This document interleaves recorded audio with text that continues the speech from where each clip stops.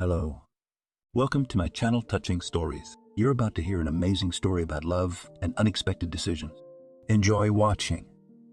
Pronounced these words in front of the whole class, and longer than that, the unbelievable happened. Naomi was always standing by the fence. She looked at the street where handsome uncles and aunts walked and dreamed that someday she would walk down the sidewalk in a beautiful dress and high heels. And even better, if she was not alone, but with her husband. And ideally, if he would be rich and provide her with everything. The girl doesn't remember how she got to the orphanage, but she knows it was unconscious because she's been here as long as she can remember. Naomi, are you standing by the fence again? The teacher came up to her. She was out of breath. It was obvious that she had been looking for the girl for a long time. Emma, but why can't I stand here? The girl looked at her with pitiful eyes. There's nothing to stand here. Let's go. Everyone lost you there long ago. The woman threatened her with her finger. She took the girl's hand, she lowered her head, and they walked back to the building. Why are we forbidden? Naomi asked, because she didn't understand it.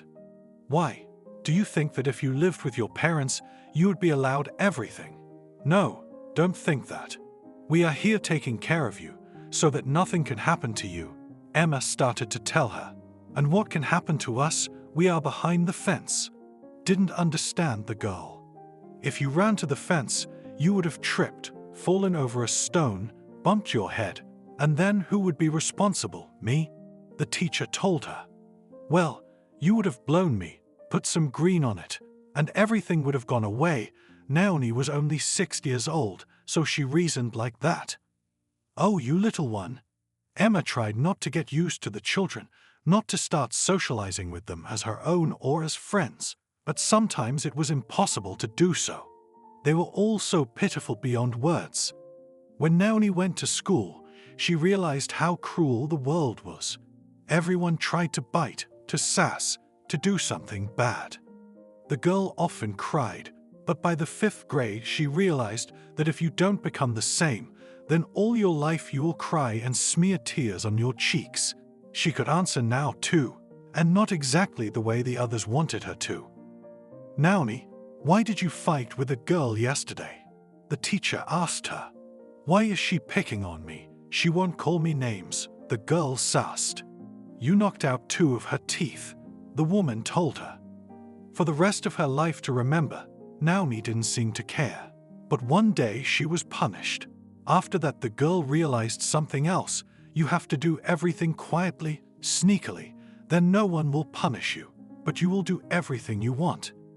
That's what she started to do. At school, in front of teachers, in the orphanage, in front of tutors, she was a good girl. She learned her lessons, she obeyed. But if they were at recess, in the corridor or somewhere where adults couldn't see them, the girl could stand up for herself. Naomi, get away from me. A boy in the class swung at her. What are you gonna do to me? She'd come at him fearlessly. Look, don't take me out, please, he asked her. He realized that he was afraid himself, but he couldn't chicken out because the others were watching. All right, Liv, the girl was getting away from him. She couldn't wait for this school to end and normal life to begin. In Naomi's dreams, everything was rosy. She would get out of the orphanage. She would be given an apartment. She would meet a rich young man. He would ask her out on a date, give her flowers, say beautiful words. Then he would propose. They'll have a gorgeous wedding, and the rest of their lives will be just as gorgeous. But things didn't quite work out the way the girl had planned. Yes, she graduated from the orphanage. At first she wanted to enroll, but then she changed her mind. She'll be fine without it. The state allocated Naomi a 1-room apartment. Now she had a place to live, and she could do whatever she wanted. She didn't know why. Maybe because everything had been forbidden before. Now the girl wanted a lot of things. She got a job as a salesgirl in an ordinary store to earn some income. That's where she met Steve. He came in every day after work and bought bread, cigarettes and cereals. Hello, Naomi answered him while making eyes at him. At some point, Steve realized it. and came to her as a customer. "Naomi, and give me the chocolate over there," he showed the girl. "Sure." Now, she told him and took out what he asked for. When Steve had already paid, he smiled and put the candy bar back on the counter. "This is for you," he said to her. "What?" It was an exclamation of both incomprehension and surprise at the same time. "Why don't you eat chocolate?" The young man was surprised. "Why don't I eat? I do. But I thought you would come to me with flowers," she told him. "Ah, so you knew I would come," he laughed. "Well, why, I see how you look at me," Naomi told him. "And how do I look at you?" Steve wondered. As a girl, she got embarrassed. "Do I look at other girls as boys?" He laughed back. "Come on." The girl was not timid because she could answer. "Okay. Will you go out with me tonight?" the young man asked her. "Like what?" She had her head down, and now she was looking at him sideways. "I don't know. Like to the movies." Even though it was old-fashioned, Steve didn't know what else to suggest. "All right, I'll go to the movies with you and see what kind of fruit you are," she told him and went on with her work. Steve came here from the country. When he went to work at the factory, he was immediately assigned a dormitory, and now he lived there. The young man came home, changed his clothes, and waited until 7 o'clock in the evening. The store was closing at that time, and he could go and get Naomi from there. But he couldn't wait for the appointed time and went to the store early. "Did you come?" Naomi smiled. "What are you smiling about?" the guy asked her. "What?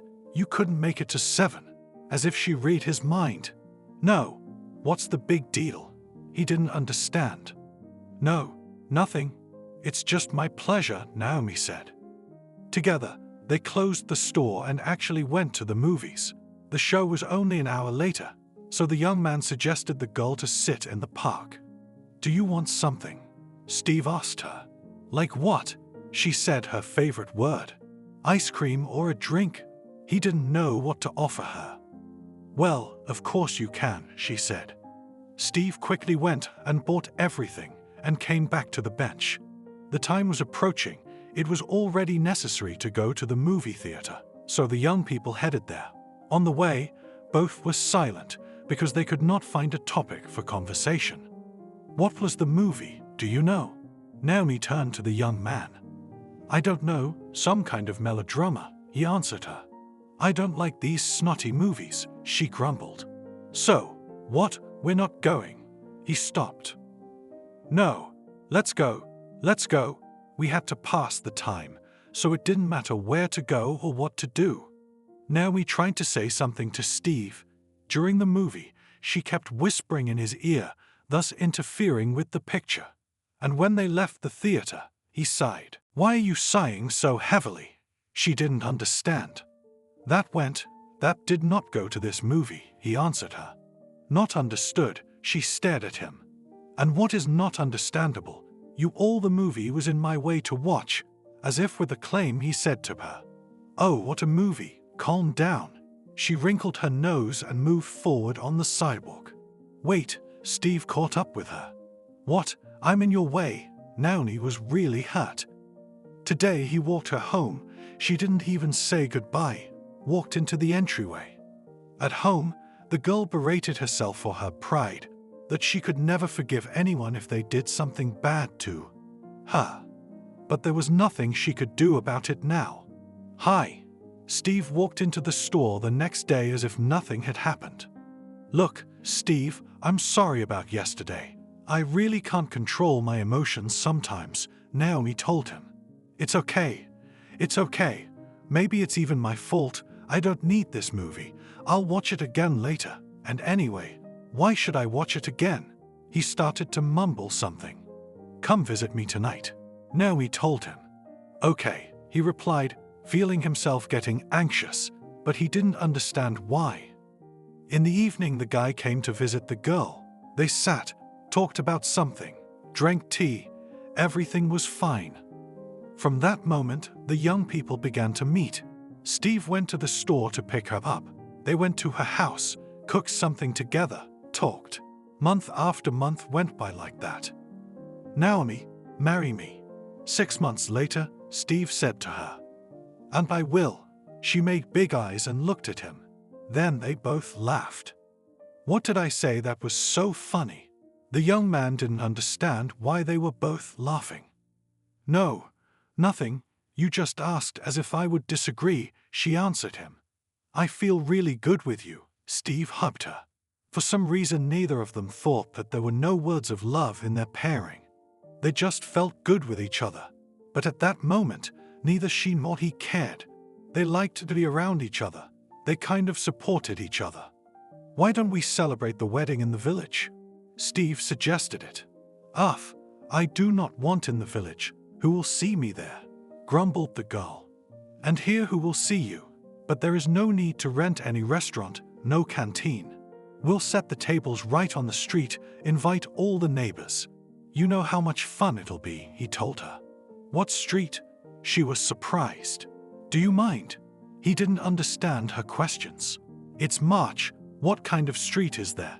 Everyone will freeze to death." Naomi laughed. "What are you, dummy? If we apply now, we'll get a date in a month. And there, look, it's May and summer ahead." Steve laughed. "Ah, well, then you can," realized that he meant Naomi. After that, the young people did apply. They were scheduled for May 20th. "I don't want to get married in May," she looked at Steve. "Why not?" He didn't understand. "Don't you know the omen that if you marry in May, you'll suffer all your life?" she told him. "Oh, it's all superstition." He waved his hand. "And I said I don't want to marry in May." The girl stomped her foot. "Well, when do you want?" He looked at the woman who took their application. "Let's do it in June," she suggested. "Okay, let's see. If there are places for June, then I'll sign you up in June," said the woman calmly. And indeed, there was a free date, so they were scheduled for June. "Well, are you happy now?" They came out of the registry office, Steve asked her. "Yes," she smiled and kissed him. Now I had to warn Steve's mother that they would be arriving at the end of May, and they would be getting everything ready for the wedding. "What if she doesn't like me?" said the bride-to-be. "Come on, you know what my mum's policy is. Whoever her son chooses, she'll love," he told her. "You sure she will?" The girl doubted it very much. "No need to doubt, everything will be fine," the young man told her. And already at the weekend they drove to the village where the young man was born and grew up. "Where have you been so long?" A woman was waiting for them at the gate. "Mom, what are you doing?" Steve was surprised. He had never seen his mother behave like that. "Yes, I'm kidding. Hello? I wanted your bride to not immediately relax," laughed the woman. "Good afternoon," looked Naomi at her and thought they must be friends. "Come in. I have everything ready," called them into the house by their mother. All was well. They told the woman what they had come up with. She listened, nodding her head, agreeing with almost everything. "Will you stay?" The woman looked at her son and future daughter-in-law. "I guess you're like," Steve asked Naomi. "I don't mind," she shrugged. "Then we'll have a little meet and greet tonight." The woman smiled and headed out of the house. "So, how do you like my mom?" the young man asked the girl. "I don't know, fine, I think." She walked over to the window and watched Steve's mother chopping wood. "What's in there?" he asked. "Maybe you can help." The girl turned to him. Now, why she did not say anything when he went outside. In the evening, as promised, Naomi invited neighbors with whom the family was close. A fire was built outside. After that, Steve stacked bricks there so that he could put skewers and grill a kebab. Even though it was chilly, everyone was talking and having fun here. No one wanted to go home. "Well, Steve, will you invite me to the wedding?" A neighbor came up to him. "You what, of course, because we will celebrate here," the guy told him cheerfully. "Great, you won't regret it," he promised him. Steve could see how Naomi liked it here. She had never had any relatives, and now she was surrounded by people who treated her well. They had to leave back to the city in the morning, but they promised everyone that they would definitely come back again. "Next weekend we'll come here again," Naomi said. "Did you like it?" Steve asked her. "If I didn't like it, do you think I would want to come here again?" She smiled. "Okay, I hear you." He put his hand on her shoulder. Now they worked during the week. At the weekend they went to the village. There they discussed the upcoming celebration planning. Everything was going well. Time flew by very quickly. At the very beginning of the summer, Naomi asked Steve to bring his mother to town to help her choose a wedding dress. He only smiled, but fulfilled what the girl asked. "Hi," a woman walked into the apartment where they lived. "Hello," Naomi came out to her. Afterwards, they went shopping. They decided not to spend a lot and buy a simple dress. Everything was done. The wedding was a week away. The mother went to her place and the young people waited for the end of the week. As Steve had promised, the tables were set up in the yard. A lot of people came. It was fun. The young were happy. Now, Naomi had a real family. It couldn't help but make her happy. In the village, the husband and wife spent a few days and then went to their home. Life was falling into place, back to work and everything else. Not a week after the wedding, Naomi felt sick. "Let's buy the test," Steve told his wife. "Wait a bit, in case it's just that, a malaise," she told him in response. "I can't. I want to know right now, yes or no," the young man said impatiently. "Okay. If this doesn't stop in a couple days, I'll buy it myself," the girl promised. They both wanted and dreamed of a child. If only they knew what would begin when their wish was realized. Naomi bought a pregnancy test as promised. She had done everything since the morning. 2 scarlet ones popped up on the narrow white strip. Naomi smiled and went over to Steve to make him happy. "I am very happy that our family will have a continuation," he said and hugged his wife. Every day he went to work, and Naomi worked too, until it was time to go on maternity leave. Money was tight. Before, when it was just the 2 of them, it had been possible to scrimp. Now, Naomi needed vitamins and more. And what would happen when the baby came? That's what the girl was telling her husband. "But it hasn't come yet. We'll think of something." He understood everything himself, so why poke his nose in it? "Okay, think." Naomi's moods weren't what they used to be. One morning when they had just woken up, Naomi wanted to get out of bed, but there was a stabbing sensation in her lower abdomen that made her cringe. I realized when Steve saw the way his wife looked at him.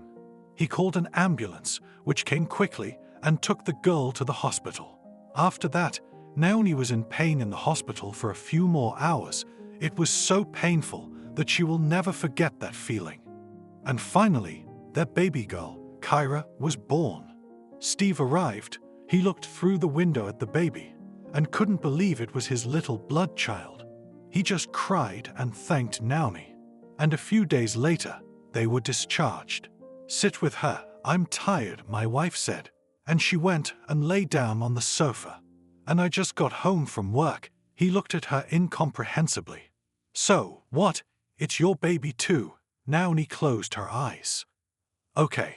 Steve didn't realize what his wife was doing at home. Dinner wasn't ready. The baby wasn't changed. He kept quiet, did everything. Almost all the time Steve was with Kara. He got up to her at night, rocked her, lulled her to sleep. Naomi was not in the mood all the time. And when the girl switched to artificial feeding, a mother stopped getting up at night. "We should buy formula," Naomi told her husband in the morning as he was getting ready for work. "I know," he said. Steve was struggling to stay on his feet. When his boss saw this, he called him in. "Okay, Steve, you need to take a vacation, at least a short one," he told him. "No, it's fine," he shook his head. "I can see you're wrung out like a rag. You need to rest," the man insisted. "And who will make the money?" looked the young man in the eyes of the boss. "You can't make all the money, and what if something happens to you?" He wouldn't look away. "Okay." Steve realized himself he needed to exhale. He went home and on his way to the store, buying everything his wife had asked him to buy. At home, he admitted that he had taken some time off because rest was necessary. What? And where are we going to get the money? Or do you think it's going to fall out of the sky on us? Naomi began to shout. Don't yell, the husband grumbled. Here's your child. Feed him. Put him to bed. Read him a story. She shoved Kira in his hands as if he'd never done it before. Where are you going? He saw her start to get dressed. I'll take a walk, without turning around, she said.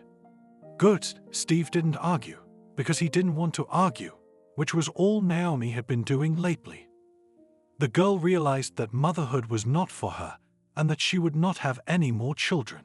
She couldn't wait for Kira to go to kindergarten, so she could go to work. Now, while Steve was on a short vacation, she went out every day. Her husband didn't say anything to her. He would play with his daughter, then feed her, and they would go to bed together.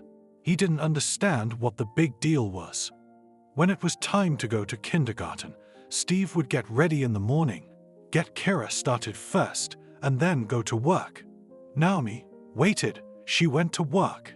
Now she could linger there while her husband and child were already home. Why are you always away? The husband asked his wife.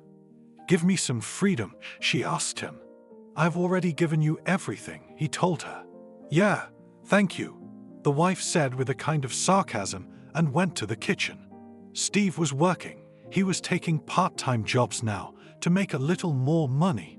But they were all going somewhere. His daughter went to the first grade. Nothing changed in the family. Naomi kept working late. She could be sitting with the girls, celebrating something Steve didn't know. He wasn't really interested in it anymore. Kara, how are you doing at school? Dad asked the girl. Everything was fine. She was doing well, because Steve had been studying with her before.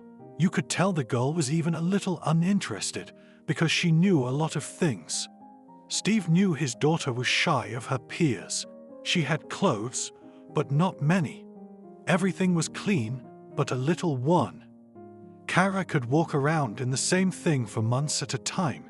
It was the beginning of 4th grade, her last year of elementary school. Naomi was getting a little wild. She might not come home, and if her husband said something to her, she just let it go. A friend asked Steve to work a shift in the north. He agreed, but he needed time to think it over and talk to his wife. He came home, and there was Naomi, not alone, but with another man, both of them in such a state that he just wanted to spit and leave. We're getting a divorce, he came home that evening. What are you doing? Naomi didn't realize what had happened. Do you remember what you were doing here this afternoon? He asked her. Did you come? She realized her husband knew everything. Yes, he watched Kira sitting at the table and drawing something. The man realized he was leaving her alone with a mother like that, but there was nothing he could do. He wouldn't take the girl with him on the watch, but there was no choice. Either he would make money or... The next day, Steve collected all the documents. He went and wrote a petition for divorce. Did not forget to specify that it can be done without their presence. When he got home, told everything to his wife, she didn't mind. Naomi didn't seem to care at all. Kara, here is my phone number. If something happens, then be sure to call. He put a piece of paper with numbers on the table in front of the girl. Daddy, will you pick me up? The girl looked at him. She loved him very much and didn't want him to leave. Everything will be all right. He kissed her on the top of her head. I love you, she hugged him. A few days later, Steve left. He knew he wasn't doing the right thing, but he had no other choice. When he had worked his first shift, he was offered a permanent job and was offered to stay here. Steve thought about it for a long time, but in the end he decided to stay. Mom, I'm hungry, Kara approached Naomi. Go away, the woman waved her away. She was sitting in the kitchen, a bottle in front of her. Nothing was holding her back now that her husband was gone. When summer passed and Kara had to go to the ruler, she just couldn't find anything clean. The girl chose a less clean blouse and a dark skirt, braided.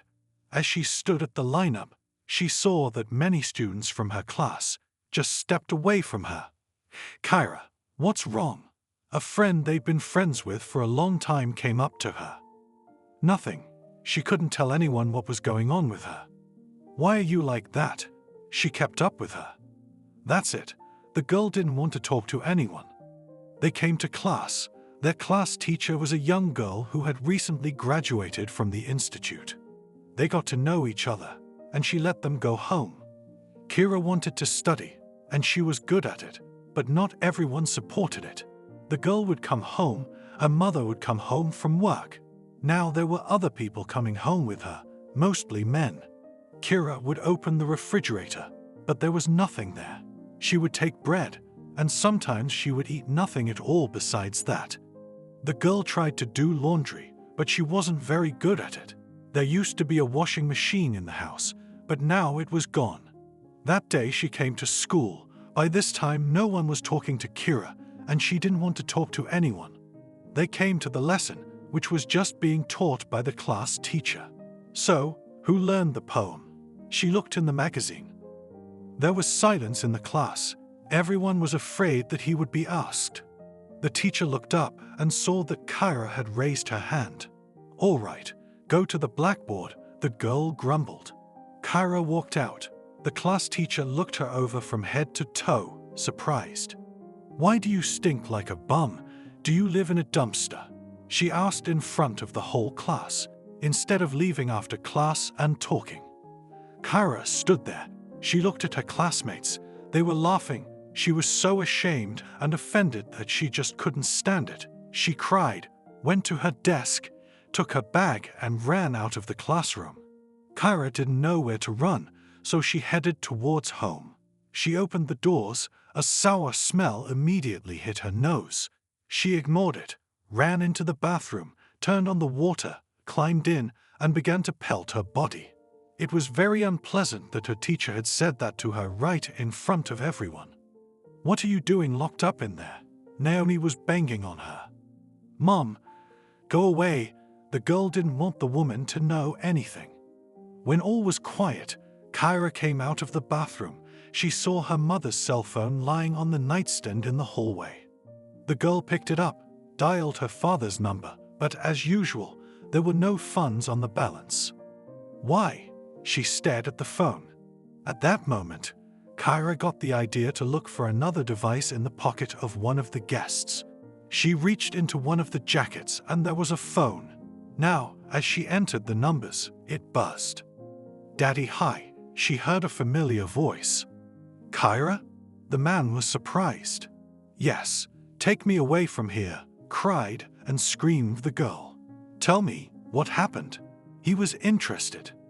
"Daddy, come," she begged, realizing that she could be hurt and scolded. "Okay, I'll come in a few days," Steve promised. From that moment on, Kyra waited for her father to arrive. She left the house every morning with her mom, but she didn't go to school. The girl didn't want to go home either. She just wandered the streets or sat under the stairs and could be there until the evening. Steve took a little vacation. He couldn't leave his daughter alone. He took tickets for the near future and went to pick up his baby girl. 2 days on the road and there he was. Steve drove to an address he knew. "You." He walked into the apartment. "Who's there?" He heard his wife's voice. She was in her usual state. "What is this? I sent you money every month. What did you spend it on?" He saw the state of the apartment. "Daddy." His daughter ran out of the bathroom. She had spent a lot of time in there lately, like in a shelter. "Hi, honey." He looked at the girl. She was very thin. "Have you eaten anything?" he asked her. "Daddy, pick me up." She hugged him tightly. Steve could afford it now. He was working. He had rented an apartment, and he had somewhere to bring the baby. The man couldn't understand how this could happen, even though Naomi had been out and about, dating other men, but she wasn't like this. "Naomi, I ask you to kick everyone out. We need to talk." He entered the kitchen. "Fuck you." That's all his wife said to him. "So, Kyra, get ready. Everything for him." Steve wasn't sitting still. He was out at work. doing his best to earn money for all the equipment Kara needed. On one hand, he was excited, but on the other hand, it was scary what would come out of it all. Steve bought a computer, installed all the programs. Even though he didn't understand it himself, he hired specialists who did everything. "Do you think I can do it?" the girl asked him. Of course, he was sure, without ever showing his daughter that he himself doubted it very much. It took Kara a long time to master the programs at first. She had to learn almost everything herself. Her father was at work all day and came back in the evening. Of course, if Kara didn't understand something, she put it off, waited for Steve, and then they worked it out together. This was new not only to the man and his daughter, but to many others as well, especially the custody and other services that had been watching the family for some time. "Are you ready?" the father asked his child's father when the English teacher was to come to take Kara's test. "I don't know," and it was true because, except for her father, she hadn't talked to anyone for a long time. "Okay, everything will be fine, I believe in you." The man always and in everything supported his girl. Even if she failed, he would still be on her side. There was a knock on the door. Steve went to open it. "Hello." A pretty woman stood on the doorstep. "Come in." After the greeting, the man invited her in. Anna entered, looking around. To be honest, she was also surprised that a healthy girl and homeschooled. "Kara is over there." He showed her the direction. "Thank you," she smiled. After that, she and the girl closed the doors to the room so that nothing would disturb them. The exam began. Steve was waiting for them in the kitchen, worried. "You did well." He heard a woman's voice from the corridor, went there. "So, what do you think?" He began to ask questions. "Everything is very good. Kara is very good," praised the girl Anna. Before this, Steve had only communicated with her in correspondence and on the phone. "Let me at least give you some tea." He led her into the kitchen. "Thank you." She smiled. "Well, tell me, what's with the knowledge of English?" He poured boiling water into the cups. "I could be wrong, of course, but if Kara had been at school, she would have had excellent results." Anna looked at Steve. "I can't help it, and I won't let you traumatize the child again," the man said seriously. "Traumatize?" The teacher didn't understand. "Yes." Steve looked out of the kitchen, saw that the daughter was not around, and then briefly told the guest what happened. "So you should have gone to a counselor." She made surprised eyes. "You see, I was not around then, and the mother could not, or did not want to." He sighed. "Okay, it's clear to me.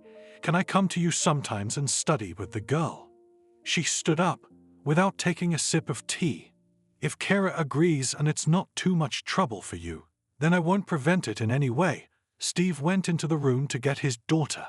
He asked her what Anna had just suggested to him. Let her come. She couldn't say she liked the woman, but the fact that she didn't feel threatened by her was a fact. Yes, she didn't mind. Was the man surprised? From that moment on, Anna became a frequent visitor to the house.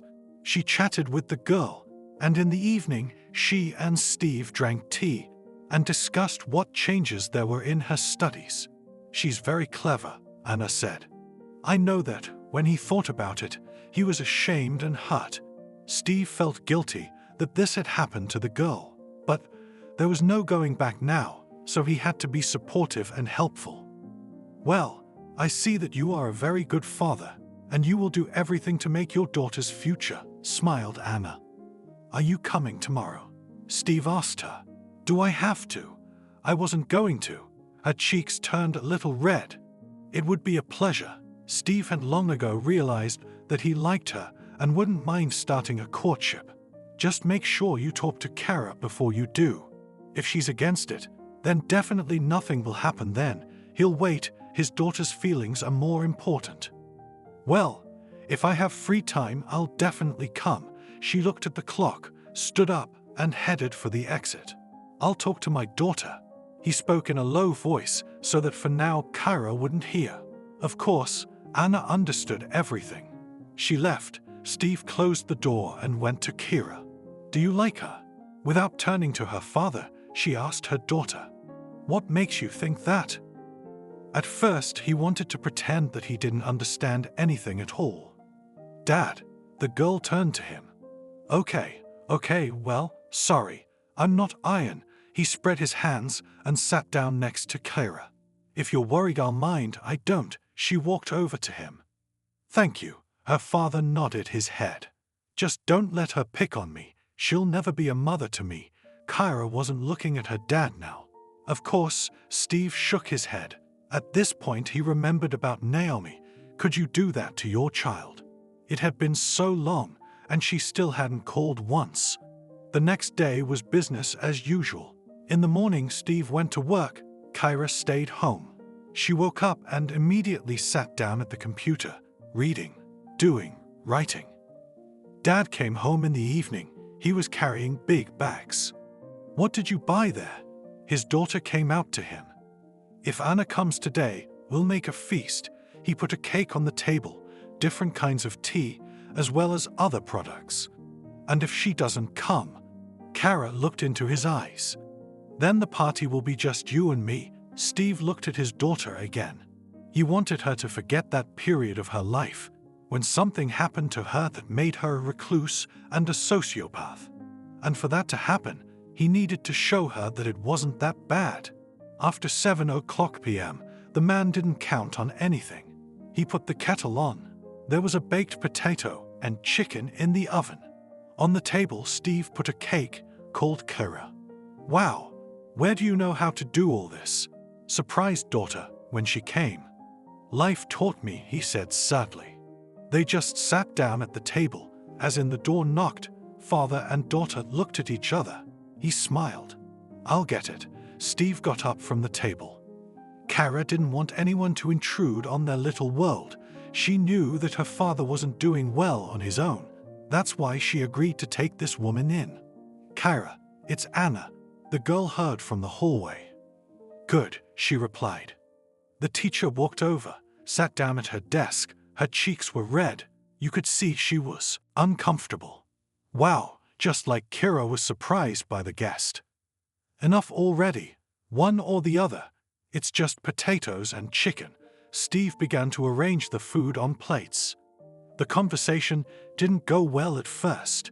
Kira was silent, Anna was shy, and Steve didn't know what to talk about.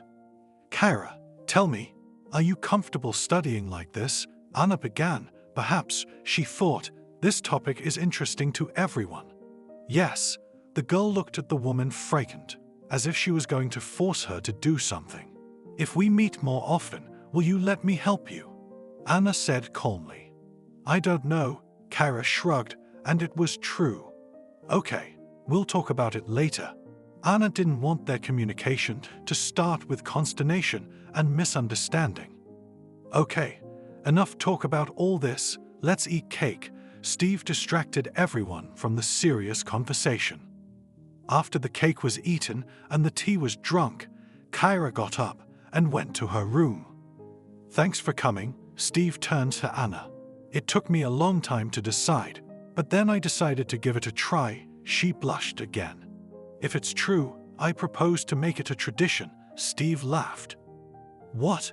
The guest didn't understand. You're coming to visit us, he explained to her. Well, we'll see how it goes. Anna didn't mind. Then they sat for a long time, talking about various things. And in the evening, before leaving, she went to Kira. May I? She looked in on her. Yes, there was nothing else to do but say yes to Kira. Anna walked in. She wanted to talk to the girl, but she realized that if she started this conversation as a lecture or something like that, she just wouldn't listen to her. Are you really okay with your dad and I seeing each other once in a while? The teacher tried to make it sound as if Kira was the one who decided everything. She thought it might give the girl some confidence. And if I say no? Kira looked at her. Then I'll ask you to let me come to your place like before, once a week, and study. Anna smiled. Okay, I can see that your father likes you. You can socialize, but don't come to me with empty questions and advice. Kyra asked. Then, until tomorrow, smiled Anna. She saw that the girl at her age reasoned and thought not like a child. I'll walk her out. Steve saw Anna putting on her shoes. Okay, she nodded slightly. When a few months had passed, Anna approached Kyra and asked permission to move in with them. Simple. Steve had suggested it to her, and she couldn't help but consult with the girl. I don't mind. In the months Steve has been in contact with Anna, the girl has seen that the woman treats her well. If she approaches her, it's for business, doesn't shake her rights, doesn't set conditions, and most importantly, doesn't force her to do anything she doesn't like. Thank you. Anna wanted to hug Kyra, but she pulled away. No, she realized it was a gesture of disrespect, but she didn't want to get close to anyone yet. She hadn't even hugged her father, even though she loved and respected him. I'm sorry, stepped Anna away from her. From that moment on, there was a woman in the house. Now every day they had delicious breakfasts, lunches, and dinners. It wasn't as important as Anna and Kyra's classes. Daddy, help? Kyra asked him one day. Of course, he went to the technology. Look, I want to install this program, but I can't figure it out. The girl let him sit down. So, Steve, though not a computer ace, understood a little. I want to start drawing, his daughter told him.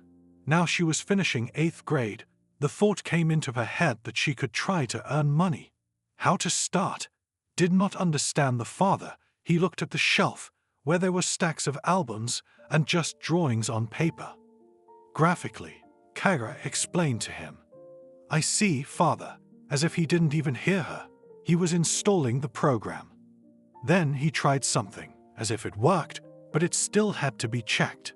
Yeah, let me do it. She waited for her dad to get up to take his seat.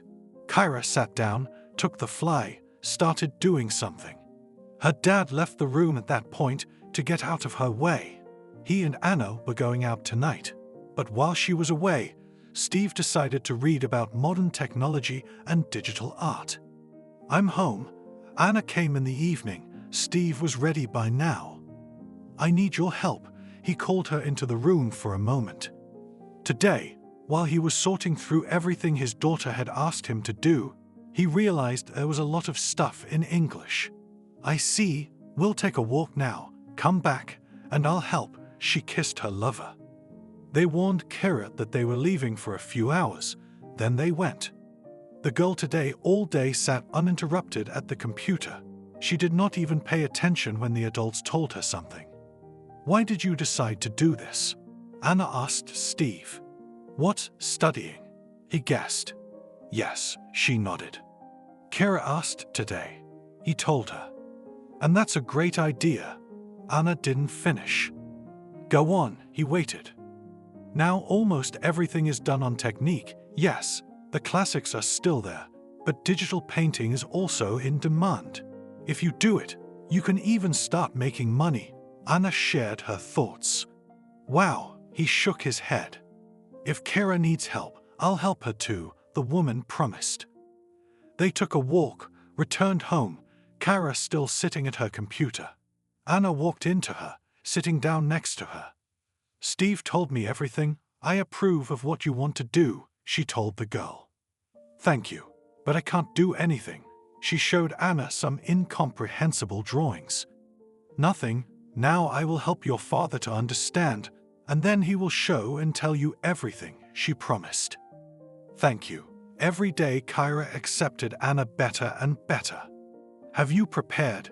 You have an exam in a couple of days. Anna asked carefully. She was afraid to ask such questions. Oh, I completely forgot. I need help. Kyra got up from her chair and went to the closet where books and textbooks were lying. Yes, of course, Anna was very surprised. It was the first time Kyra asked her for help herself. No one had ever offered her anything. After that, the girl took out textbooks, some notebooks, opened the curriculum, began to tell and show what she could not do. The woman looked at all this and smiled. Here, everything was on the table. Look, Anna turned on the teacher, and began to tell the girl with simple examples, what and how. "It's very easy," wondered Kyra, why she couldn't understand everything herself. "Yes, when you understand, everything is very simple and easy," smiled Anna in response. After that, she told the girl what she had told Steve today. You could see Kyra's eyes light up. "I did not think that sitting at home can earn something," surprised, and at the same time pleased, the girl.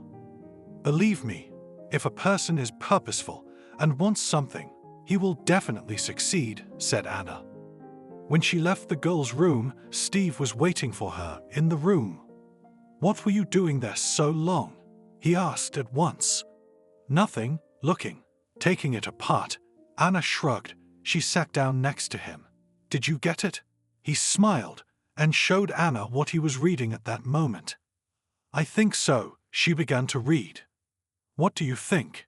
He waited for Anna's response. "Look, to get serious about this, one computer won't be enough." She looked up at him. "Okay, say what you need, I'll buy everything."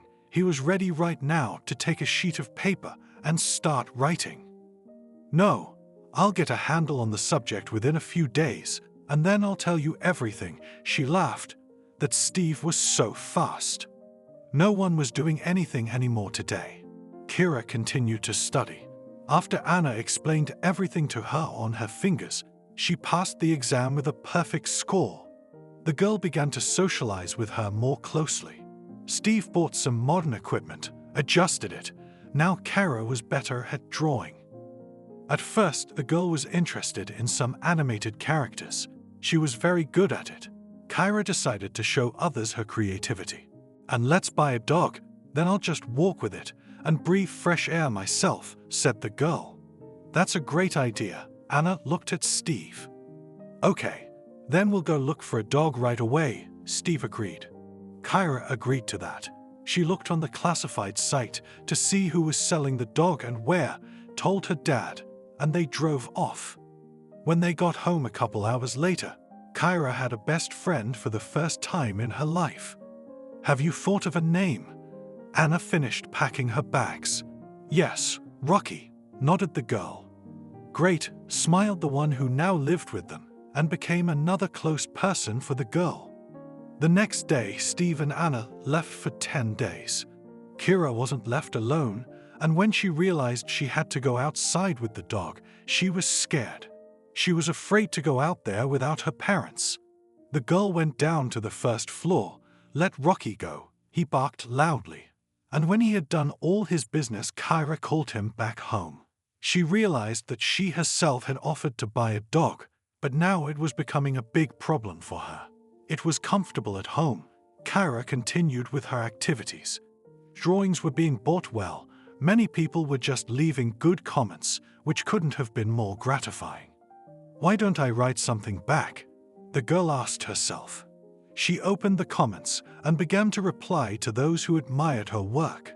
The girl got so carried away that she did not notice how she began to write simply, already on a separate sheet.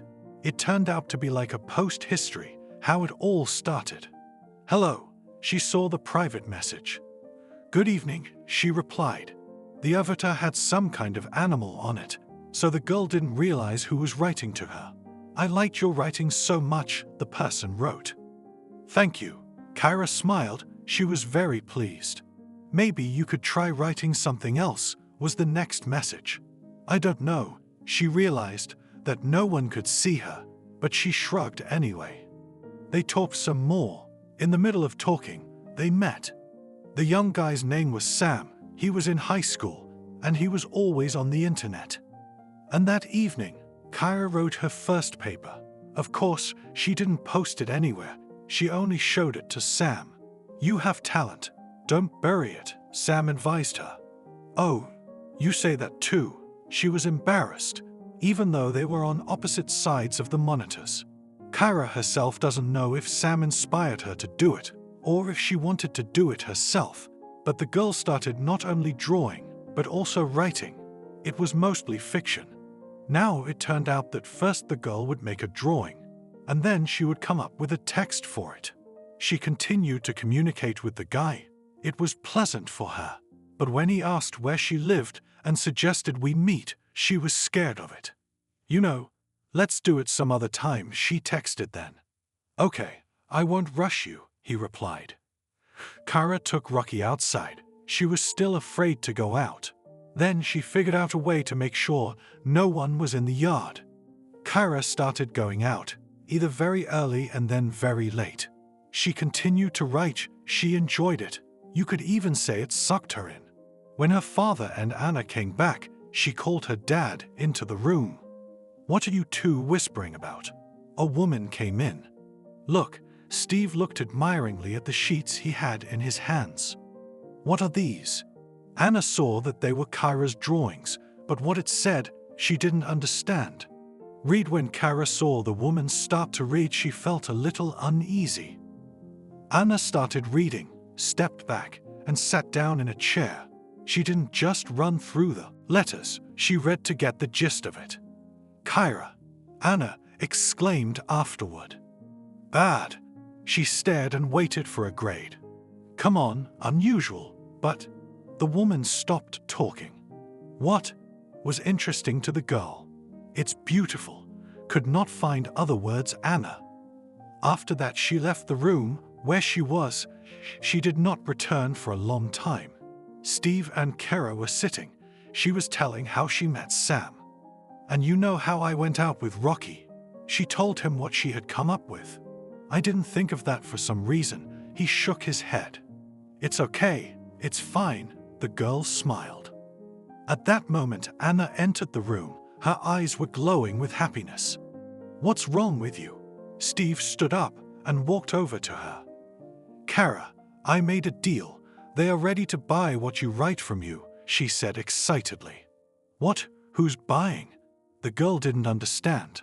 I have acquaintances who need just such texts, and if they will also be with pictures, it is only a plus, waved her hands. I don't even know. Kara shifted her gaze to her father. What's not to know? Just like the ones with pictures, Steve told her. Well, Anna waited. Well, we can try, Kara agreed. Do you have something now? Anna asked. Yes. Kiera opened the folder. Great, they are ready to take everything.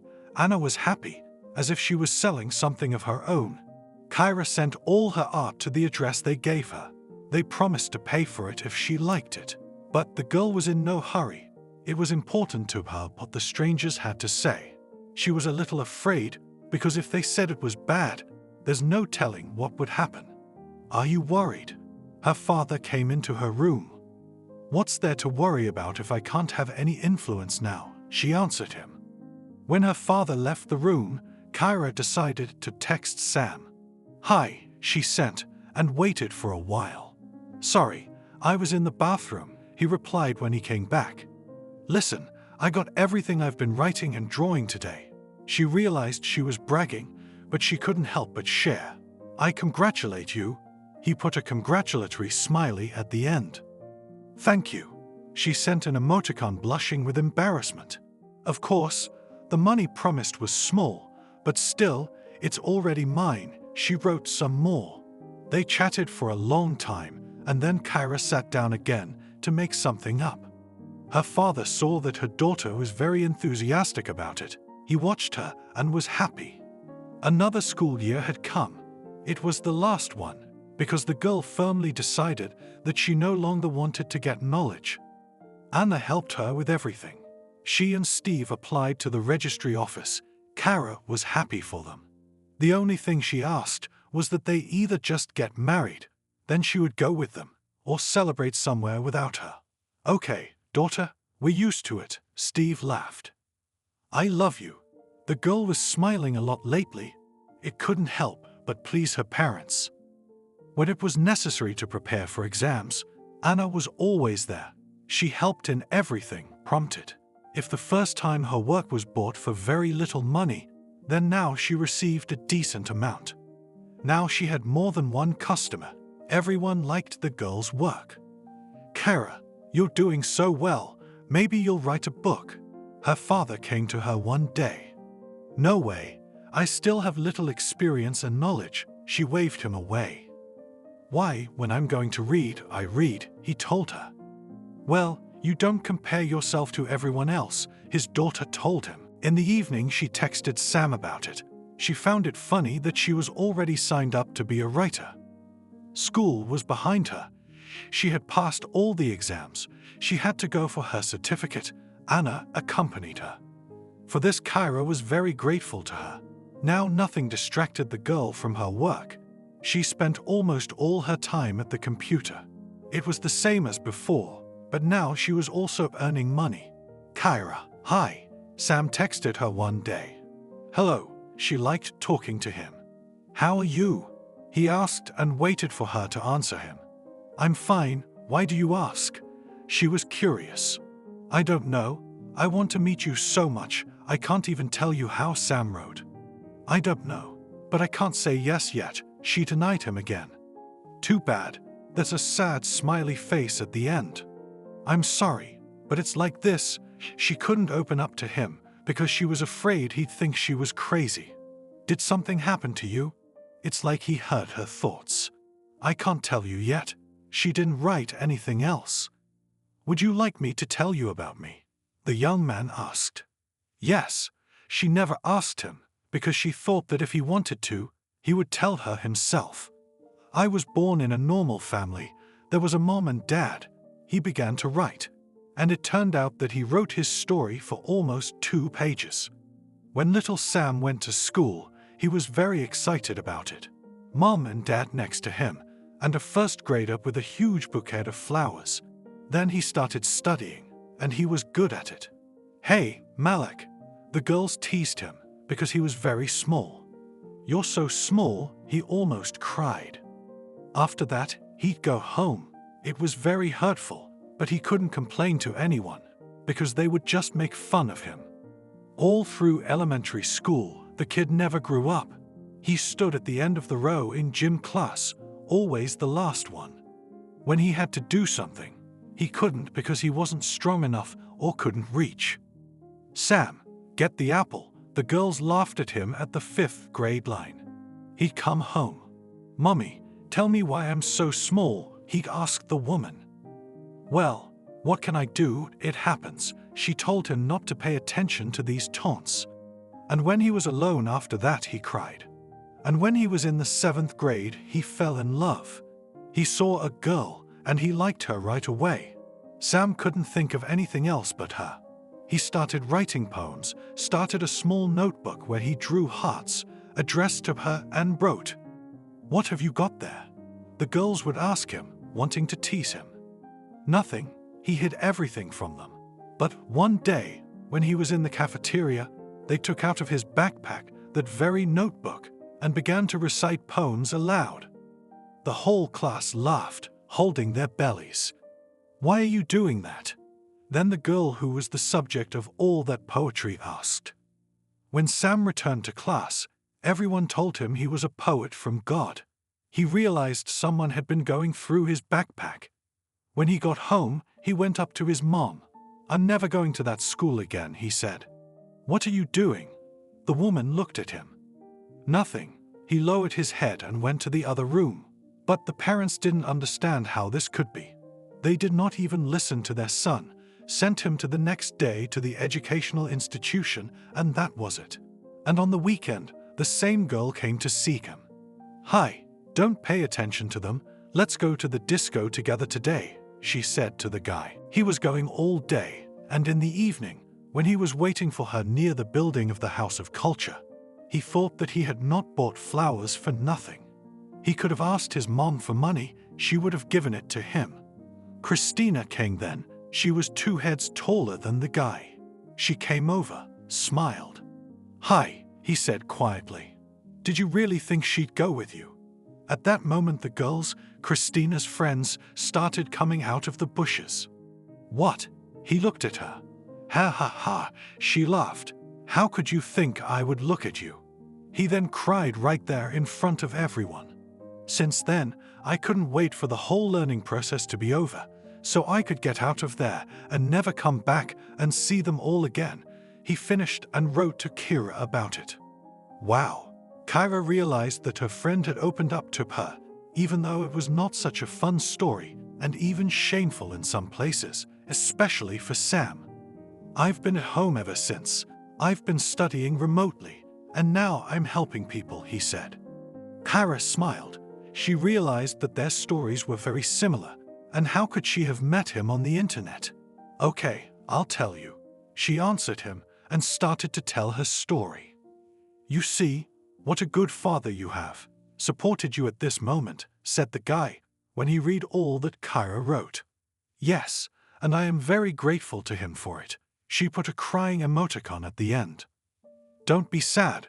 Write your phone number and I'll call you," Sam asked her. Kyra sat staring at the monitor for a long time. She thought about whether to do it or not. Then she thought that the number could always be changed, so she wrote the numbers. It wasn't a minute after that when her phone vibrated. "Hello," she heard as she pressed the button. "Hello again, hello." She heard how gentle his voice was. "How are you doing?" He didn't know what to talk about. He just wanted to hear from her. "Better and better," she laughed, because they had already asked each other all this at the beginning of the correspondence. "Got it. That's it. I have your number. You have mine. Call me." He disconnected. "Okay, already," Kyra said simply. She was pleased to communicate with him, and she did not hide it, but to meet, thought it was too early for that. "Why are you so quiet?" Her father looked in quietly. "Nothing. I'm writing," she replied. "Good. Anna wants to talk to you," he said. "Let her come," was not against the girl. The woman entered the room. Today, she had a long time to tune in, thinking how Kyra would take what she wanted to say to her. But she had made up her mind, and now she asked Steve to prepare the ground. "Kyra, you listen to me first, and then you will speak for or against," Anna said quickly. "I'm listening," nodded the girl. "I was thinking that maybe you should go somewhere else," Anna asked her. "I don't know, to be honest. I don't feel like it." Kyra made a face that made it clear that Anna had started this conversation early. "You just think about it, and if you do, I'll help you with everything," the woman said. In fact, Kyra had already thought about it, but she could not choose where to go. There weren't many professions where they taught remotely. "Okay," she promised her stepmother, and she immediately left her room. The girl continued to work. She was writing everything, making things up, in parallel communicating with Sam. "Hi." At first she was shy to call him, but now she did it just for fun. "Hello, darling," he was telling her. The guy was very happy about these calls, because it was possible to talk to the girl without hiding anything. Although they had never met, but intuitively realized that they were very suitable for each other. "Don't you think it was fate that brought us together?" he often told her. "Yes, I used to," she admitted. "Kyra, why don't we get together?" He'd start begging her again. "Look, I don't know. Since that incident, I've been outdoors very little. I spend all my time at home at the computer. Here I haven't study and work, and the rest of my life," the girl confessed to him. "What are you telling me? I have exactly the same," he laughed in response. "Well, and then how do we meet with you? If both of us do not leave the house." It was incomprehensible to her. "Well, you come to me to visit." He offered her a way out of the situation. "No, you what?" She was silent. "Okay, let me come to visit you then." He had another version of events. "Okay, give me time to get used to the idea and maybe I'll invite you," she finally agreed. "Okay, I won't rush you." After that they chatted about Carrie's drawings, about her texts. When she talked to the young man, he often gave her some advice or ideas. It was becoming a habit now. Every morning and every evening Kyra called him. They talked for 2 or 3 hours, but did not give up correspondence. There was also almost everything about work. "Anna, can I talk to you?" Kyra called the woman. "Sure, why do you ask? Come and talk." She didn't understand why she had to ask permission. "Listen, some time ago I met a young man on social networks," Kyra began to tell her. "Wow," Anna was surprised. Yes, I'm shocked myself, but it's not about that now. Kyra smiled back at her. Well, come on, tell me, I'm listening to you. Anna did not even suppose what the girl could tell her now. All this time we corresponded, and recently I gave him my phone number, and now we also call each other back, the girl confessed to her. It's great, Kyra. You need to communicate with people and not be afraid of them. Not everyone is like your teacher, said this Anna, and immediately remembered the story of Kyra. Well, how could a teacher with education, to say such a child in front of the whole class? But now she didn't want to think or talk about it. She wanted to hear what her stepdaughter had to say. He's asked me to meet him many times, and I've turned him down every time, Kyra admitted to her. Well, that's not surprising. If you told me now that he offered to meet you and you agreed to it, then I would be surprised, Anna smiled. Yes, I've already thought about it. So what do you want me to do? I didn't know what to do. So, and what are his conditions? I wanted to know about it first of all, woman. Since he also practically does not leave the house, he calls me to his place, but to him I definitely will not go. At this point, Kyra stopped talking. At first, she didn't want to go, because she had to go out, to move around, but now she thought that she would have to be there, maybe with his mom, and if she didn't like her, and if she said something. Kyra, why are you hanging around? Anna asked her. No, just thinking different things, she answered her. I see, so what's next? Her stepmother looked at her. I do not know. He suggests that I come to him, and I suggest that he came to me, but in front of you is something uncomfortable. Sat down, finally, the girl on a chair. Come on, what inconvenience can be? Invite him, let him come, we'll look with Dad, advise you something, said the woman. Okay, but I haven't decided that yet. Kyra came to Anna, hugged her.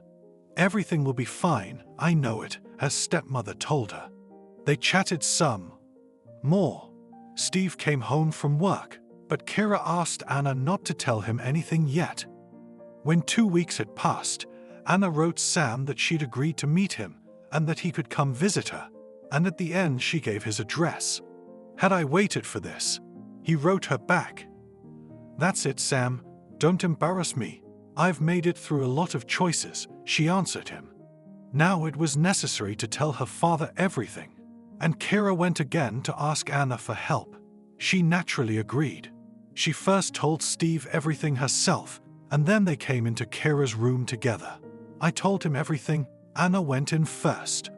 What about you? Kyra was interested in her father's opinion. You still ask?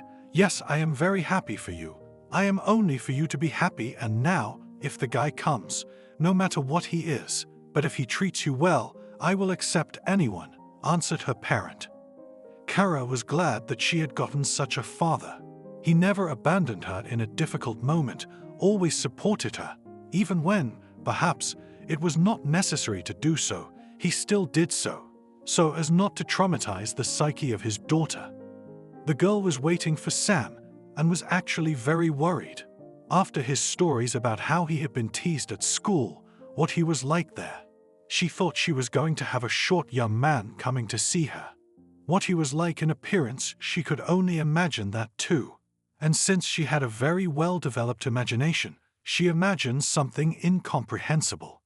Now Kyra could not wait for the moment when the young man would come to her and meet her parents. And then she wondered, and that they would get acquainted, and what they would do next. And so the day came. Sam arrived. Kyra was home alone at the time. Her father was at work. Anna was somewhere else. There was a knock on the door. She knew it was him. She went to open it. When the girl got the lock and opened the door, in front of her stood a very handsome young man. He was taller than average, thin, blonde-haired, blue-eyed. Kyra was even speechless for a few minutes, because this was not at all how she had imagined him. Hi, he looked at her, smiling. Sam, she asked him. Yeah, and you were expecting someone else. He took a step forward, but Kyra stepped back at that moment. Wait, she put her hands out in front of her. "Don't be afraid of me, I'm good, really," the guy replied. They walked to her room. Kira was very shy, so she started showing, telling him how she does things, what she does, what it takes. "You know, I know roughly all of this, because I also develop different programs and install them on platforms." Maybe he was worried too. That's why he started about his work. By late afternoon, my father and Anna had returned. Kira introduced everyone to each other. Anna quickly went to the kitchen to set the table. "You stay with your father. I'll go help." The girl looked at the young man. "Sure," agreed Sam. At first, Steve looked at him. He wanted to understand what his daughter's friend was really like, but as soon as the guy spoke, everything became clear. He started to say something about computers, about programs, about their settings, also about components. Steve realized that this was really the man his Kira needed. Then they sat at the table, where many topics were brought up. In particular, Sam admired Steve for listening to his daughter and not putting her in school anymore. But she didn't quit, and her father supported her. The certificate was received. The next day, Sam went home, and a week later he came to see them again. And when several months passed like that, at one point Anna talked to Kira, and they offered Sam to stay with them. "Basically, I don't care where I work," he replied. "I just have to go and get my computer," he said. No one was against it. The young man went to get his equipment. Now in the room at Kira stood 2 computers and various other components.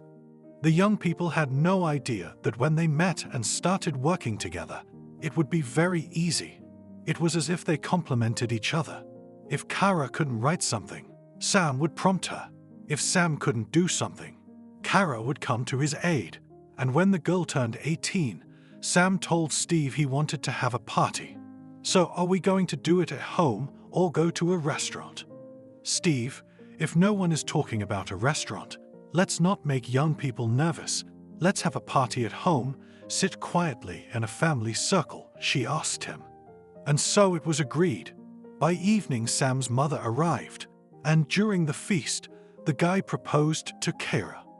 "Kira, why don't you say something?" Anna whispered to her. "I don't even know."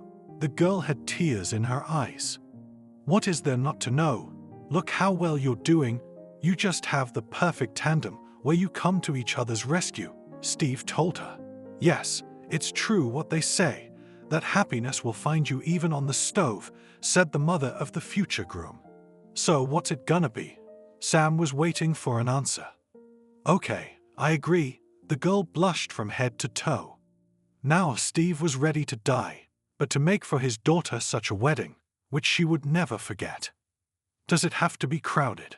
She'd seen the guest list Anna was putting together. "Well, be patient, dear. Relatives and friends should be happy for you," she asked her. "I don't think it's a good idea to have a wedding like this, with so many guests," Kira said, and looked at Sam. "We can't do what our parents don't want us to do," he answered her. "And yours, you'd think they wouldn't." Anna looked at him as she prepared various jars, boxes, ribbons, and other things. The bride and groom applied to the registry office, and the guest list was already there. Now Steve needed to have a serious talk with his daughter. "Sam, can you leave us alone?" He asked the boy to leave the room. "Sure," he agreed. "Kara, this is a very serious topic. Are you going to invite your mother?" He asked his daughter seriously. "No," she immediately nodded without thinking about that answer. "Are you sure about this? You will not blame me later, that it was me who forbade you to do so." "Dad, calm down." Kira came up and hugged him.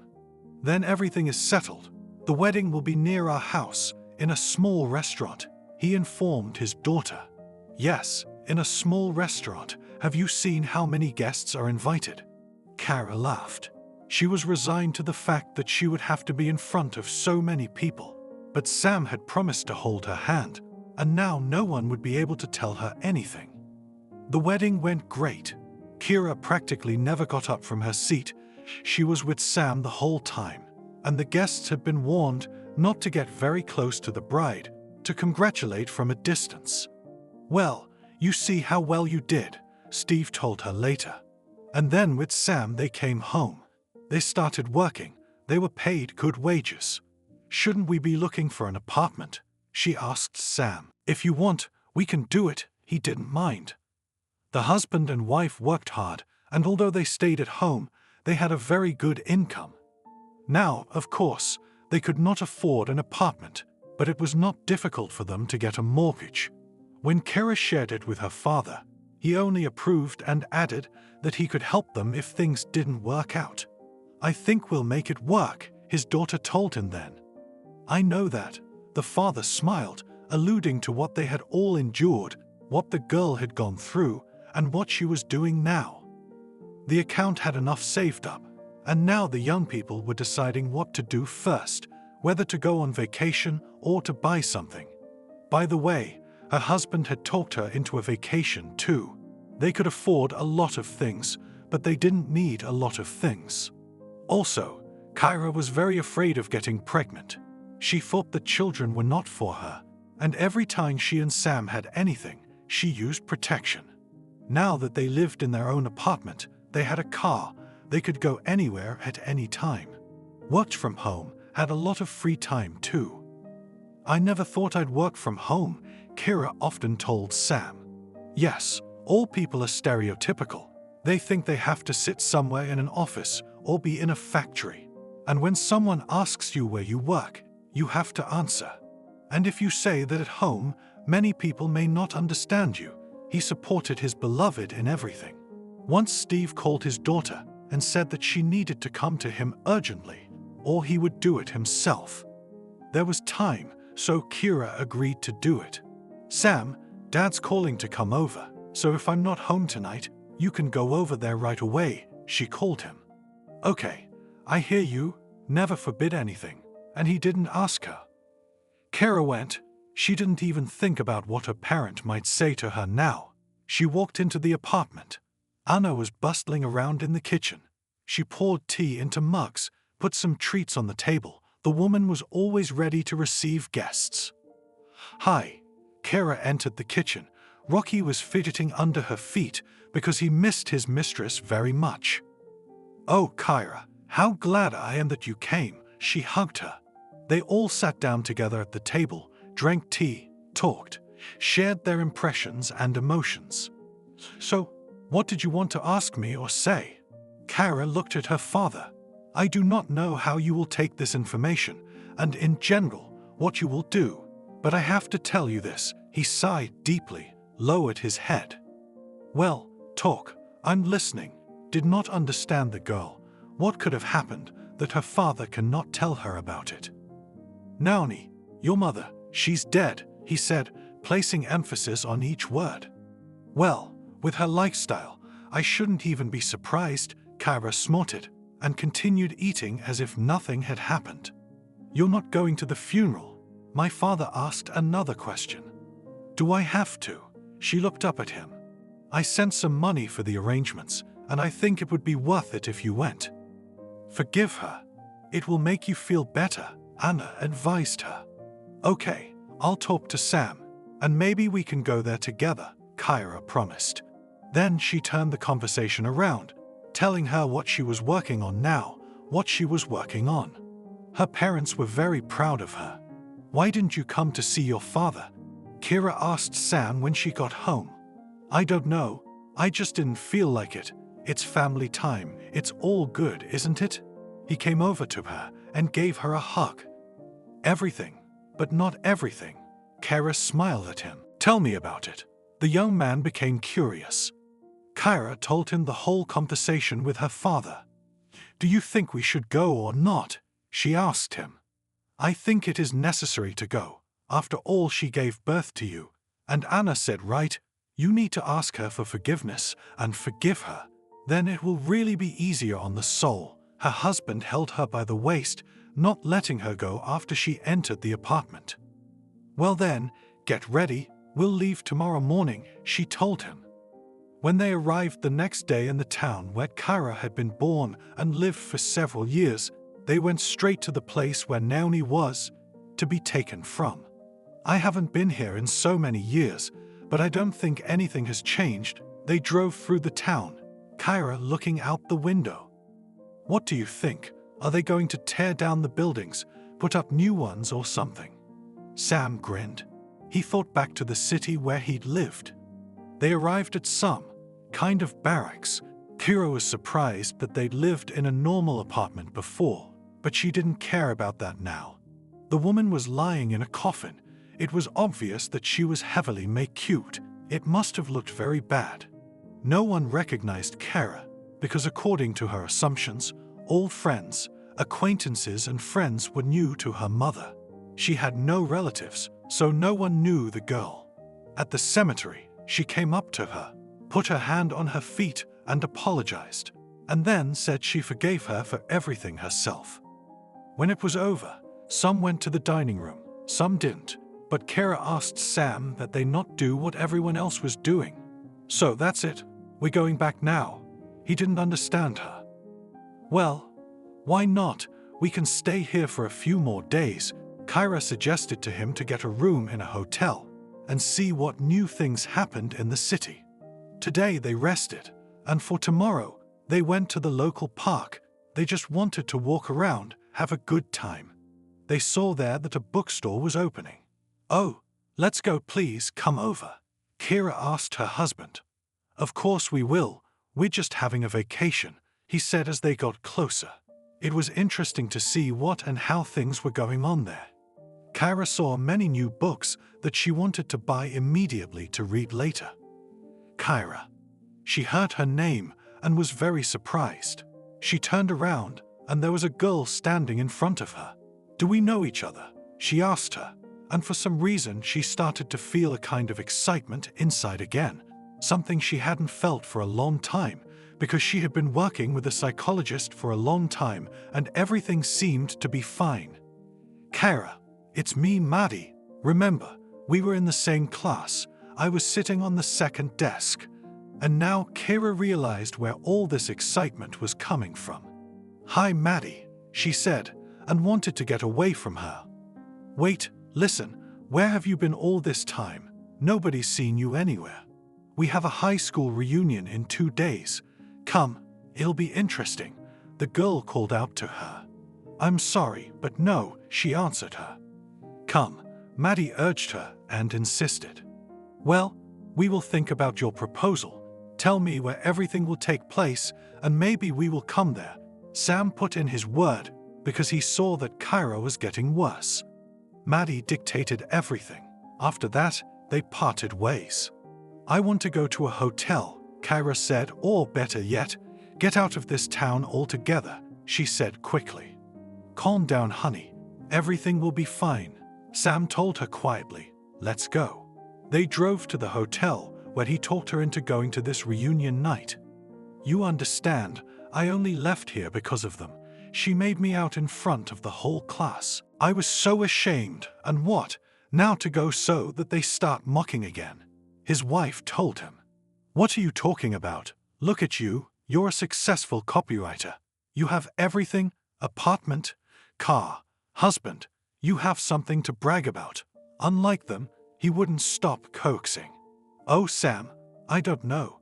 The girl shook her head from side to side. And I'm telling you, come on, don't be afraid of anything. I'll always be there for you, he called her. And at some point, Kyra gave up. She trusted her favorite man. On the appointed day, the first thing they did was to go to the store, buy a dress for her, and then, when the girl was ready, they called a cab and headed to the very restaurant where her classmates were meeting. We're a whole hour late, Kyra was saying in the car. It's okay. If that's how they wanted to see you, you'll make a sensation now, he answered her. And indeed, when they entered the restaurant, everyone immediately looked around. Some recognized Kyra and some didn't. But Maddie, when she saw her, immediately stood up and told everyone who she was. The teacher who sat at the head of the table immediately got to her feet. It was the same young girl who had once insulted Kyra. Hello, everyone, Sam spoke up. Everyone started greeting them, asking what was going on. Kyra was mostly silent. Sam was the only one talking. Wow, what a life you've had. Some were jealous, some were surprised, others didn't understand. At that moment, the same woman who had been the class teacher for many years came up to Sam and Kyra. "Kyra, can I talk to you?" she asked. "Sure," replied the girl. "I want one-on-one. Let's go outside," she asked her. "What do you mean, let's go outside?" Sam said. "What's the big deal?" The woman looked at him. "No, there's nothing wrong with it. It's just that you insulted my wife in front of everyone, so please apologize in front of everyone." He realized what she wanted to talk to her about. "Yes, Kyra, your husband is right. I want to apologize to you. I was young, stupid. I didn't understand what I was saying." The teacher tilted her head. "No, thank you. If it hadn't been for you, all this wouldn't have happened to me," she said, and looked fondly at Sam. After that they sat for a while longer, then packed up and went home. Kyra said goodbye to everyone, thinking that she would never see these people again. When they were already in the city, Kyra thought that she was afraid of getting pregnant for nothing. She stopped using protection, but she didn't tell Sam about it. Kyra also decided to have not only a baby, but her new work, and let it be a book. She was afraid to even think about it, but now she really wanted it, and on top of that she was inspired. "Did you make up your mind?" Her husband came up to her as she sat at the table and worked. "What?" She looked up at him. "To the book," he smiled. "What made you think it would be a book?" Kyra was surprised. She hadn't said anything to anyone. "My love, who do you want to fool?" He leaned over and kissed her. The question was still hanging in the air. When you start to write a simple text, you do not make a plan and content. You draw first, and then start writing. And now it's not like that at all. He told her what he noticed. "Yes, you're right, I finally decided, but I don't know what will come out of it." She lowered her gaze because she began to feel shy about her ideas. "Believe in yourself and everything will work out," her husband advised her. "Thank you for your support," she said. "That's it, I'm off. I'm not interrupting." He left the room where his wife was working. "Thank you," she whispered after him. If before always Kyra wrote fiction, it was some unusual people, aliens or monsters, all that accompanied. "What?" Sam came running. "Let's go." She points with her hand to the bag, which stands packed in the hallway. All right, let's go." The husband gets excited. He left his wife at the hospital and drove home. He had to get there. At home, he printed out what his wife had written. After that, he had to wait until morning to take it to the editorial office. When he did, he was promised that they would call him in 5 days. "I can't wait 5 days, at least 3. He wanted it done before his wife was discharged. "So soon? I don't know." The man shook his head. "At least 1 copy," he begged. "Okay, we'll try," promised Sam. The young husband ran off to do the next chores, stretching, cribbing, balloons, and all the rest. Steve joined his son-in-law. Anna at this moment was doing a general cleaning in the apartment of future parents.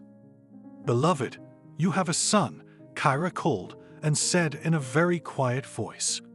"Beloved, I congratulate you," cried the newly minted father. "Say hi to Daddy." Knew they were together now. After that, Sam called his mother, told her that she had become a grandmother. She cried, too. The whole family came to the discharge, and my mother-in-law was there. Flowers, kisses, balloons, congratulations, it was all there. "Everything's good at home, too. I've got a surprise for you," Sam said 2 days later. The editorial still didn't make it. What was it? She thought it was another crib or a stroller. "Let's go," waiting for his wife to get dressed. "Sam, you're scaring me," she muttered. They went downstairs, got in the car, drove off. It was some kind of building that looked like a store. When the car stopped, Kyra saw her father and Anna. "What are they doing here?" the young mom asked. "Patience," smiled Sam. He walked over to the window, which was covered with something, waited for more people to come over.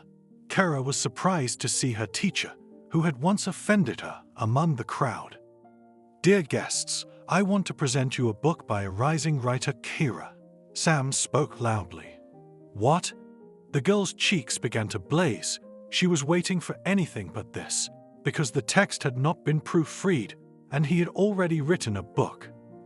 At that moment, Sam pulled down the cloth that covered what was now behind the glass, which were books. He walked over to his wife and kissed her, congratulating her. "Kara, come out to the people, say a few words to them." He took his woman by the hand and led her out to the center. "Thank you all for coming today." She was very shy, but at some point her eyes met with the woman to whom she owed it all. "Speak," her husband whispered to her. "I want to express my great gratitude to a young graduate of the Pedagogical Institute, who immediately after it came to school. She did not know how to communicate with children, could insult and humiliate in front of other children. Thanks to her ignorance, I now have the best husband, father in the world. And now a child, and this book." At this moment, Kara smiled. It occurred to her that she now had not one child, but two. Afterwards, Sam led everyone inside the bookstore.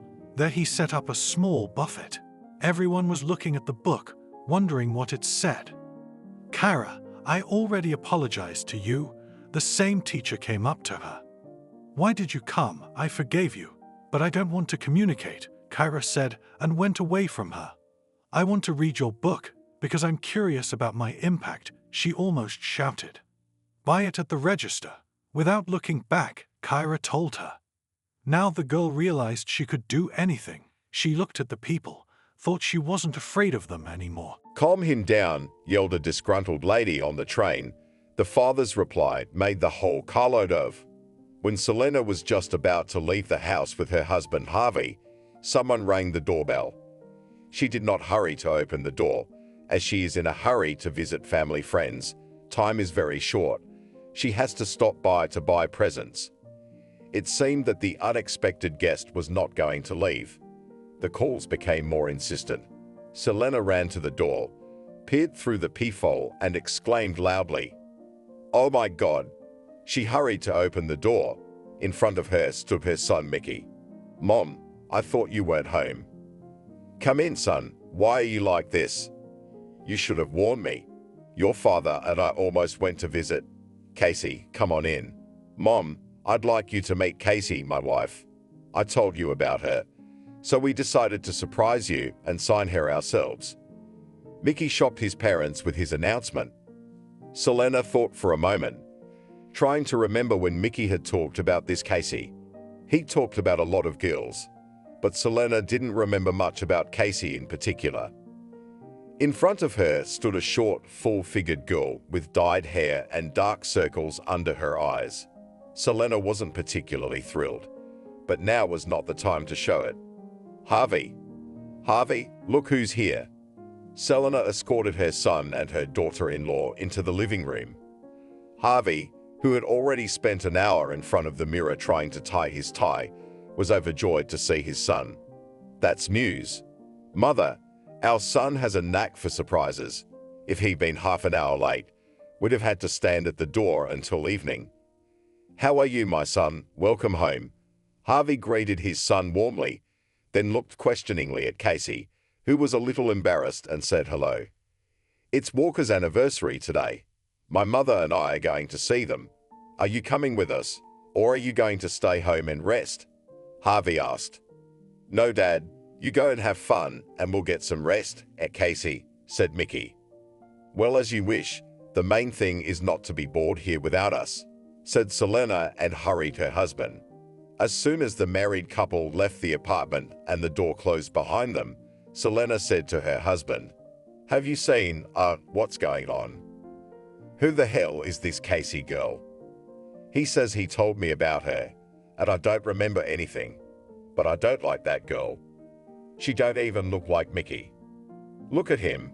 He's handsome, well-mannered, and this girl doesn't impress me." Selena started to grumble. "Mother, stop it.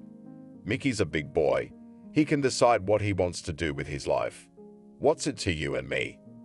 Let him live his life. Let him make his own choices. A girl's just a girl to me. I'm talking about you, Harvey said and laughed. As the celebration at Walker's was drawing to a close, a tipsy Harvey made a toast. It was a good holiday today. I want to continue it. You, Maria, and Alexander are celebrating 30 years of life together, and on the same day, we learned that a new cell of society has appeared in our circle. To be more precise, our Mickey brought a bride into the house. So in a week's time, we'll be expecting the same group of people at our house. Congratulations and wishes in honor of Maria and Alexander smoothly flowed to Selena and Harvey. The guests gladly accepted the proposal to celebrate the marriage of Mickey and Casey in a week in a small circle of friends. The next day, Selena's family had a closer encounter with Cassie. Selena kept trying to convince herself that her vague doubts about Casey's unworthiness of her son were just her usual maternal reaction. She'd asked a lot of questions of Casey and was convinced that she was a typical girl, not a bad character, and Harvey had reassured her. A week later, the family was ready to welcome guests to the restaurant. Family friends were toasting and presenting their gifts. Mickey sat quietly in the corner of the table accepting congratulations, while Casey was off and back again. As the event neared the halfway point, Selena noticed that Casey was becoming quite talkative, and after a while, she let go of controlling her behavior. Now she was bravely telling obscene jokes and drinking with her father-in-law's friends. When Selena tried to admonish her, Harvey gestured that it was okay. Young, let them have fun. So what if she had a little too much to drink amidst the excitement, said Harvey. Amidst the excitement. And Cindy and Natalie will be saying tomorrow that Mickey brought some alcoholic into the house, and they'll be right. A girl's got to know how to behave in public. I don't think anyone taught that girl how to behave in public, Selena hissed. When the guests were leaving, Casey couldn't stand on her own. Mickey tried to take her home as fast as he could, but she resented him for some reason and made her own complaints. All of this was happening in front of her parents. Selena could barely contain her emotions. The next day, Selena got up early as usual to make breakfast for the whole family. She went to the refrigerator, clearly unable to say hello to her mother-in-law, opened the door, found nothing for her hangover, and closed it again with a clatter. Casey, is something wrong? Selena tried to break the uneasy silence. I don't feel well. Where's the store around here? She asked, and Selena could smell the sharp odor of booze in her face. The store is in the courtyard, on the first floor of this house, answered the mother-in-law. You should have known better, and it's not proper to get drunk in front of guests, she added. But Casey didn't hear these words, because she had already left the door of the apartment, leaving it open. A few minutes later, while the pancakes were frying, Selena watched from the kitchen window as Casey came out of the store with a bottle of beer in her hands, sat on a bench in the yard, and smoked. As the next pancakes were being fried, she saw Harry, the neighbor's idle and drunken son, sit down next to Casey on the bench, and they began to chat animatedly. At the same time, another family was facing the dilemma of a daughter-in-law. The Weasley Seven's son John recently finished his studies at a prestigious university and got a job right away as an executive. John's mother, Nalari, had long dreamed of his wedding, so she began to rush with renewed vigor to get her son engaged in his personal life. Her son had no problems with his personal life. John has been dating Julia for a long time. They know each other well and do not imagine their lives apart. Therefore, John, not thinking long, offered Julia to move in with him. He promised that soon they would go to his parents in his native land. He would introduce them to them, and at the same time, they would determine the date of the wedding. When John arrived home with Julia, Nalari too looked on with great bewilderment. John, what about Angelica? She loves you so much. She's been waiting for your attention for a long time. It's a fine family, decent people, and they've known you since you were a child. said Mallory to John while Julia was in the kitchen. "Mom, Angelica and I are just friends. She's nice, she's beautiful, but nothing can happen between us. Julia and I have been dating for 5 years. I can't imagine my life without her. I'm sure you'll like her very soon too," John said. "John, we're not the kind of people who can let our feelings get in the way of sentimentality. You should have realized that my father and I are in business for life, and it's going to be in your hands soon. For this system to work as it has in the past, we need reliable connections in the government. Your father has served his time in the civil service. He's about to retire, and he'll probably be replaced by Frank, Angelica's father. Close ties with that family would guarantee our position, of course, and your welfare above all. That's why Angelica is the best match for you," Mallory continued to insist. "Mom, my well-being depends only on me. I've got a good education, I have a good job, and I can achieve everything without sacrificing my happiness. If you want Frank, then be friends with him directly, without sacrificing the fate of your children. I'm sure Angelica probably feels the same way," John said. Then Mallory went back into the kitchen and looked at Julia setting the table so diligently. That girl is a good-looking girl. She had definitely received a good upbringing from her parents. She knew how to behave in public. She was polite and caring. A little later, she decided to discuss it with her husband Jacob. Jacob is a man with a lot of life experience and understanding of the realities of life. His many years of experience in leadership positions have helped him to become an insightful person. "Jacob, you should talk to your son. Why feed a girl false hope? She's probably already fantasizing about marriage and a future with him. It's time to let her know that's not gonna happen. John has a purpose in life, and that purpose is to further our cause, and he needs to do everything he can to fulfill that purpose, including getting close to Frank," Valentina said. "What does he say?" Jacob asked. What? He says he loves this Julia, that he's going to make a career for himself on his own so Frank and I can find another way to keep in touch and other selfishness. He's young. He doesn't understand a lot of things in life.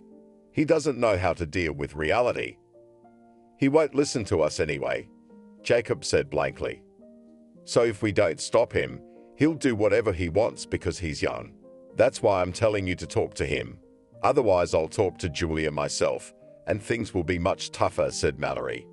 "Mother, don't you dare upset the young ones. Why would you do that? She's someone else's child too, and I'll talk to my son," Jacob reassured her. The doorbell rang, and Cecilia, the Weasley Seven's youngest daughter, ran to open it. She looked through the peephole and shouted toward her parents, "It's Lenka." Jacob and Mallory looked at each other in silence. Angelica will be surprised to see Julia so diligently setting the table in the kitchen. Angelica is Frank's only daughter. She and John went to the same daycare, went to the same school. She's always liked John. Even after Angelica studied abroad for 5 years and returned, she still has warm feelings for John. "Angelica, you're just in time. We're having a family dinner," Cecilia said and smiled enigmatically. "Jacob, Mallory, hello. Dad says hi." Angelica was standing on the living room doorstep the next second, smiling her radiant smile. "Hello, Angelica. Health to your parents," she heard back from John's parents. "Thank you, Mallory. I heard that Oleshka came from the city." Angelica smiled enigmatically. "Angelica and I will sit on the balcony."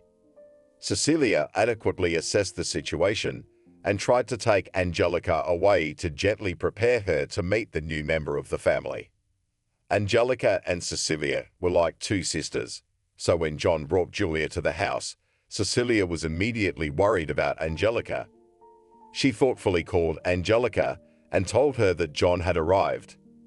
Cecilia hurried to meet Angelica herself first, to bring her up to date with the news and prepare her before she met John. "Angelica, how long have you been in touch with John?" Cecilia asked. "A long time ago, you might say. Lately, I hadn't been able to get in touch with him. Either he was busy or he wasn't in the mood. I decided not to insist on communication. I decided to wait for him to come, and then I could communicate with him in person. Angelica said, not suspecting anything yet. Well, in that case, I can explain his behavior to you. He got a girlfriend. They decided to get married. He brought her to us. She's at our house now, Cecilia said. What did your parents say? Angelica asked. Mom's against it, of course. Dad hasn't spoken up yet. But believe me, his parents won't let him marry that girl. And John himself has only ever favored you. That girl from the village wanted a beautiful life and probably just turned his head, Cecilia said. But John's a grown man anyway. I wouldn't want to have a relationship with him, knowing that he intended to marry someone else. If he decides to choose her, so be it, Angelica said. Are you crazy? Don't be so naive. You realize that John is every girl's dream, and you're one of them. If you give up, there's a good chance you'll meet some strange man with strange intentions. These hunters for women's hearts are usually very skillful, will tell you about high feelings and selfless love. They themselves will only have in mind your money and connections. I can see that in John's girlfriend. She gets up bright and early every day and tries to please every member of our family. It's understandable that she has a lot of interests, and you're just gonna put your hands down and say, whatever John decides, that's what happens. John can decide with this upstart, not with reality, Cecilia said. What do you suggest? Do you want me to fight for him? Angelica asked. Fighting or helping John make smart choices can be called many things, but you should consider that our whole family is on your side. Your whole family is on your side.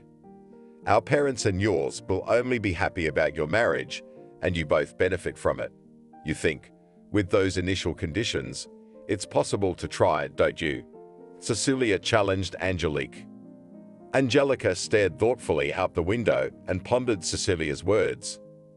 Cecilia realized she was going in the right direction and continued her speech.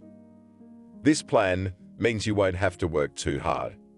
I don't know how long John and his girlfriend will be here, but Mom and I will figure something out. All you have to do is wait for our signals and proceed as instructed.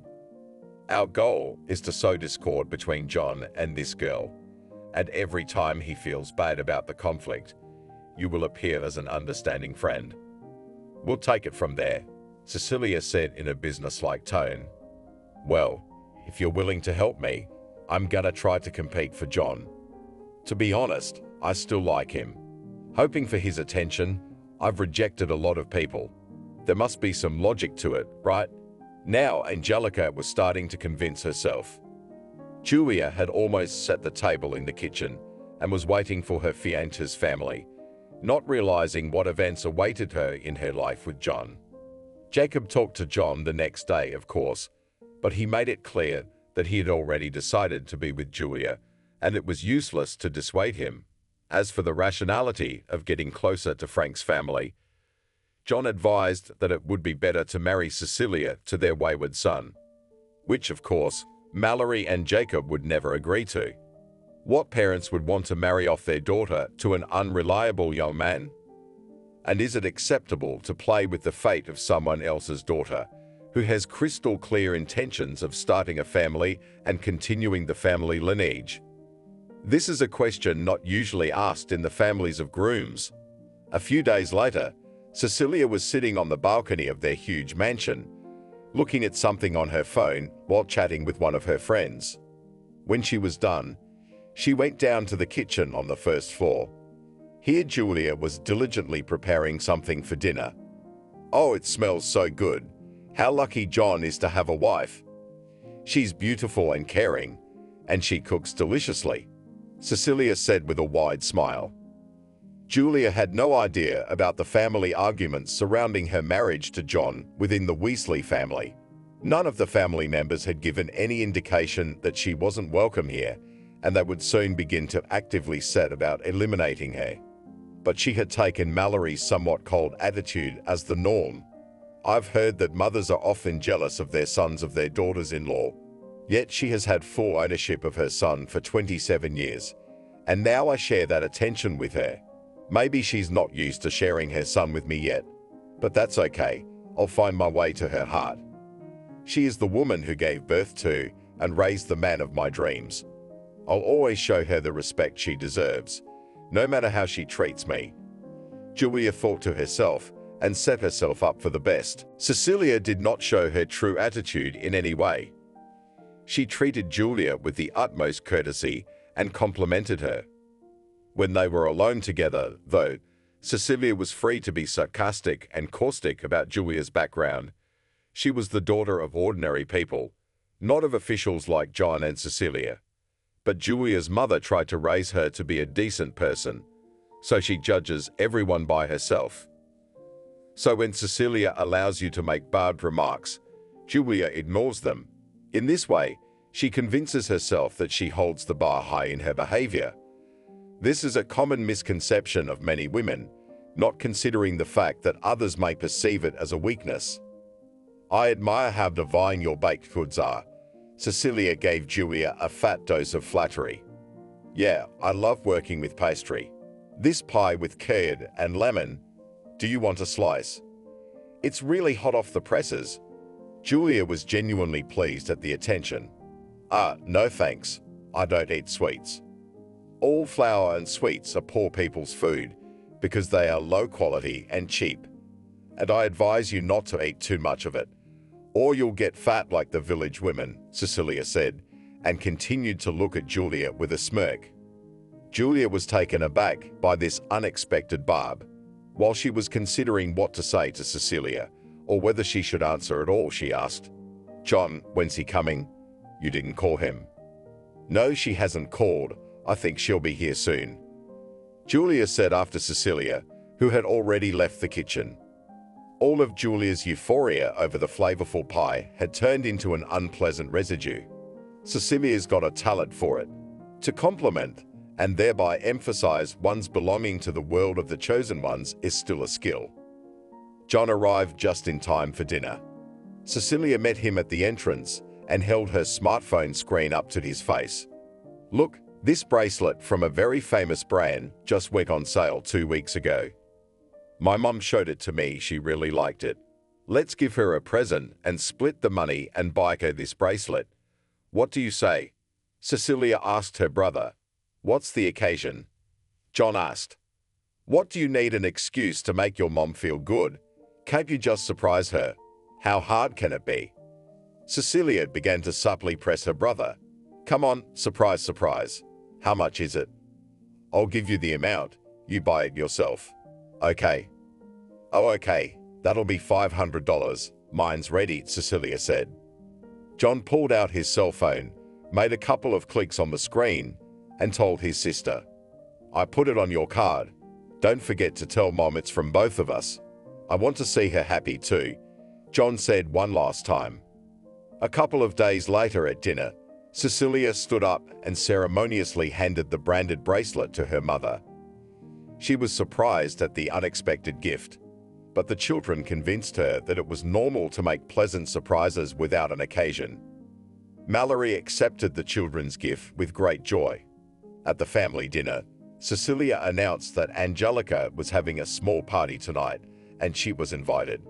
Her parents didn't wait for Cecilia's request to let her go, but suggested that she go to Frank's house and join the party. Cecily emphasized that if it was late, she would stay there overnight. She repeated to each member of the family not to expect her for the night and to go to bed. At midnight, when all the family members were already fast asleep, Cecilia quietly opened all the doors of the house with her key and made her way to her mother's room on the chains. She knows very well where her mother keeps her precious jewelry. As one would expect, the newly gifted brand name bracelet was also in that place. Cecilia took the jewelry box and also on the chains made her way to the dressing room where Julia keeps her things. Then she also quietly closed all the doors behind her with her keys and went to continue the festivities. When Cecilia returned to her home in the morning, Mallory had already discovered the missing items and sat in confusion. When she saw Cecilia, she told her that she had lost the bracelet she had given her yesterday. Cecilia was not confused. "Julia, have you seen Mom's bracelet we gave her yesterday?" Julia ran out of the kitchen, where she was washing dishes, and answered, "No, I haven't." "It's a shame, Mallory. Maybe you put it somewhere and forgot about it," Julia said. "I vividly remember trying it on in front of the mirror in my powder room and putting it back in its box. I even remember I was going to wear it to work today and brag to everyone that the kids gave it to me," Mallory said. "Mom, let's take another good look in your room. How can anything be missing from the house if no one has touched it?" Cecilia said, and led her mother to the second floor. There Cecilia pretended to look for the lost bracelet for a while. The voice inside her told Julia that something dangerous was going on around her. She decided to push the unpleasant thoughts away and remembered to go to the supermarket and get some groceries. While her mother-in-law and her daughter were on the second floor, she took her bag from the dressing room and headed for the exit. "Julia, wait!" She was stopped by the imperious voice of Cecily, who was coming down from the second floor. "I looked in my mom's room, and it's really not there. It couldn't have disappeared into nowhere. It could have ended up in another woman's hands. I was out last night. Mom was asleep, which means the other woman is you. Where is the bracelet?" Cecilia asked threateningly. "How could you think that about me? I didn't even touch the bracelet." Julia was even more confused. Cecilia said, then walked over to Julia, quickly grabbed her bag out of her hands, and turned it upside down. The entire contents of the bag scattered to the floor. The bracelet box fell at Mallory's feet. "Julia, stealing is wrong. If John finds out, he'll be very upset. You could just ask him to give you one too," Cecilia continued in an admonishing tone. "This is some kind of mistake. This is a setup. I never even thought about stealing anything from Mallory." Julia only now realized how difficult it would be for her to prove her innocence to these people, and she was horrified. As Cecilia continued to talk, Julia sprinted out the door and headed for the bench outside. She immediately called and told John everything. He promised to take care of it tonight and asked her to wait for him. At that moment, Cecilia dialed Angelica's number to delight her with the news. "Angelica, get ready. John and his girlfriend are going to have some serious problems tonight. You need to call and prove yourself a loyal friend. Make John want to spend the rest of the evening with you. Invite him out. He'll definitely go out tonight," Cecilia said and hung up. Mallory didn't pay much attention to who her daughter was whispering to on the balcony. She was completely immersed in her own emotions and only repeated to herself that she knew this girl would not bring good to the family. In the evening, there was a real showdown. Julia cried, swearing by all the saints that she had touched nothing. Cecilia, on the other hand, was unwavering in her accusations. Mallory sided with her daughter. Only Jacob realized that there seemed to be two separate factions within the family, and one of them had declared war on the other today. John realized it too. So when Angelica called him and asked him to spend the evening together in a languid voice, he briefly rejected all her offers and turned to Julia. "We need to talk in private. Mom will be late. You and Cecilia try to calm down and forget all the talk of the day," John said. He took Julia to the nearest cafe, and they discussed what had happened for a long time. John drew the right conclusions and decided to act immediately. Meanwhile, another family had their own dramas going on. Selena came home from work early so she could make dinner for the whole family. She already knows it's useless to ask her sister-in-law Cassie to do this. Even though she stays at home and doesn't work anywhere, Cassie will find 1,000 excuses to dodge any housework. Opening the door with her key, she was surprised to see unfamiliar shoes in the passage. And from the kitchen came cheerful voices. She walked into the kitchen and saw the neighbor's son Harry. As befitted Harry's usual lifestyle, There were cans of beer and some kind of snacks from bags on the table. "What's going on here? Casey, did you bring him into the house?" Selena asked. "Hello, neighbor. I was just stopping by for tea." "Peace out," Harry said, leaning back in his chair. Casey wasn't in the kitchen. She'd raised her voice from the living room. "Yes." The neighbor from the stairwell came by to say hello. Casey rushed to explain everything to her mother-in-law. "Okay, Harry, we're not being very hospitable here. You please go home, and Casey and I have chores to do," Selena said. "Everything is as the mistress says it will be. I'm leaving for sure. Ulek, you're great. Come over to my place too. We'll have a beer and play some dungeons," Harry said and walked slowly towards the exit. As soon as the door closed behind Seryoga, Selena took Casey by the elbow and said menacingly, "Are you out of your mind? How many times have I seen you messing around with that bum in the yard?" And I kept quiet, thinking you knew what you were doing. "Why the hell are you bringing strange men into the house when my son isn't here? And why is it a neighbor? Didn't you think it's abnormal to bring an ex-con into the house? A convict?" I didn't know that. Casey still didn't understand her mother-in-law's reaction. "And he told me he was in the army on contract," she continued. Selena could smell the acrid odor of alcohol from Casey. "Woe is me, woe is me. An educated, well-mannered son brought into the house of an obscure girl. She is here all the alcoholics from the neighborhood, and she drinks with them at the same time. Why do I have to go through this ordeal?" Selena clutched her heart. "So he's your neighbor. He asked to come to your house. How was I supposed to know he was a convict? Your son loves me, and you're just jealous. That's why you don't let us live in peace. I'll tell him everything," said Casey. She's always so brave when she's drunk. And she drank a lot, as Mickey's parents had noticed. By this time, Selena had already dialed her husband's number and was telling him what she thought about Casey for the umpteenth time.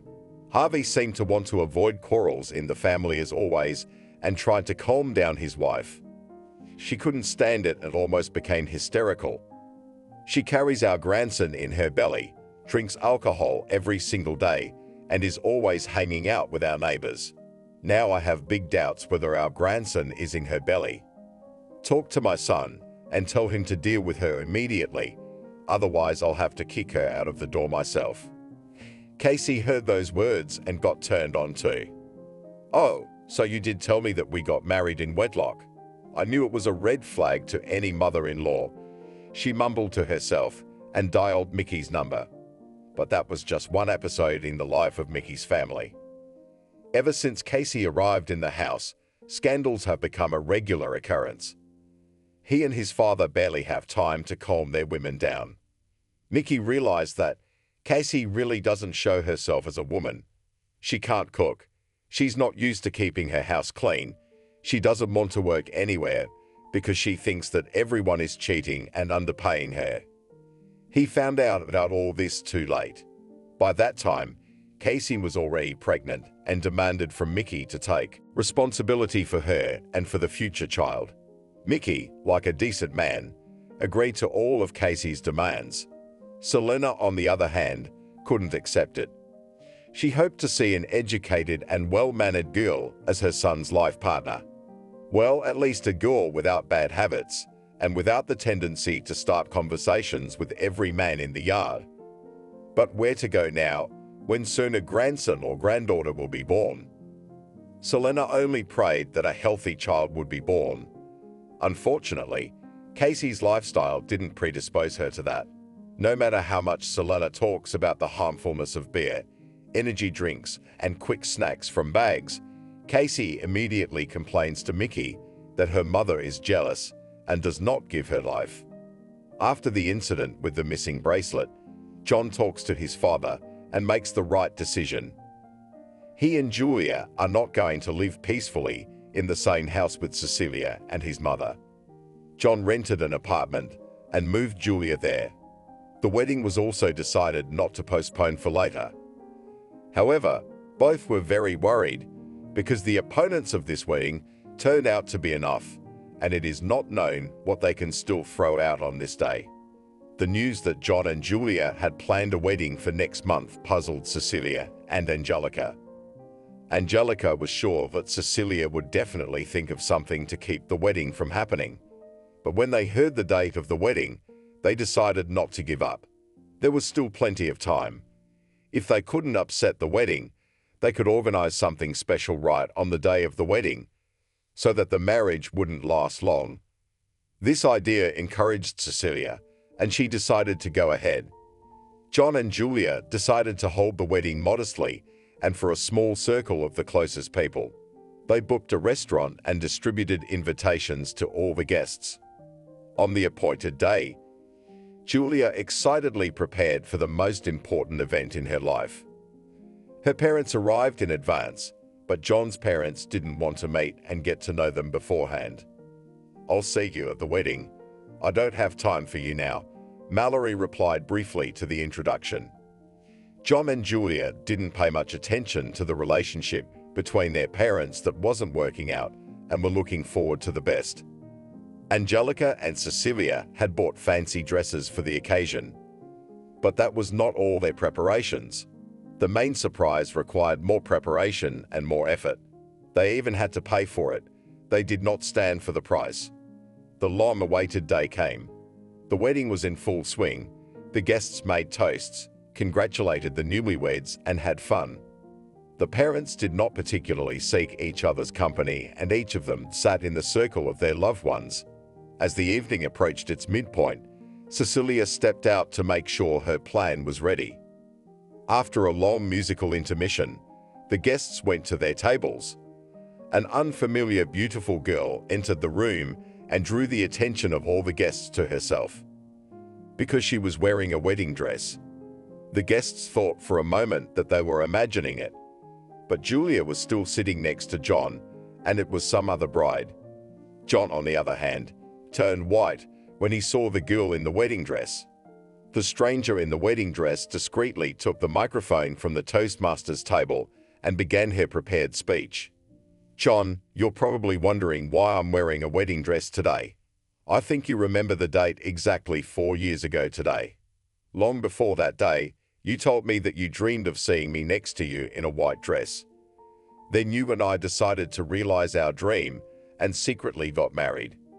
The guests sobered up instantly and began to murmur among themselves. The parents looked at the girl with the microphone and John in total confusion. John stood there like a stumbling block, unable to think or say anything. At that moment, a video about the love story of John and this mysterious girl in a wedding dress started on the huge screen in the restaurant's festive hall. Yes, indeed, in the frames John shines in the image of a happy groom who is languidly waiting to meet his bride with a bouquet in his hands. In the next shots, this strange girl is spinning at the mirror and puts the finishing touches on the image of the bride. The beautiful shots are accompanied by a romantic song. The girl asked for the audience's attention and continued her speech. "And that you walked away, leaving me and my daughter. You betrayed our love, but I decided never to betray it. That's why I still wear my wedding ring." The girl raised her right hand and showed her ring finger with her wedding ring to the audience. She then continued her speech. "You told me that fate may separate us, but you will always live in my heart as my first and only love." I decided to live the rest of my life by those words. That's why I tell our daughter that Daddy will come back to the family someday and we will be happy again, as we were on this day exactly 4 years ago. John, I see now that you have decided to start a new page in your life. However long your marriage to Julia lasts, may it be a happy one. But I know for a fact that you and I will be together again. I believe that our daughter you will definitely not leave without attention and affection," the girl continued to say. The bewildered Toastmaster stood next to the girl and persuaded her to give up the microphone, but the girl deftly dodged him and walked around the hall. He finally caught up with her and almost forcibly turned off the microphone. The girl finally shouted something in the direction of the newlyweds and left the room. But the love story continued on the screen. Julia almost fainted from what she had seen and heard.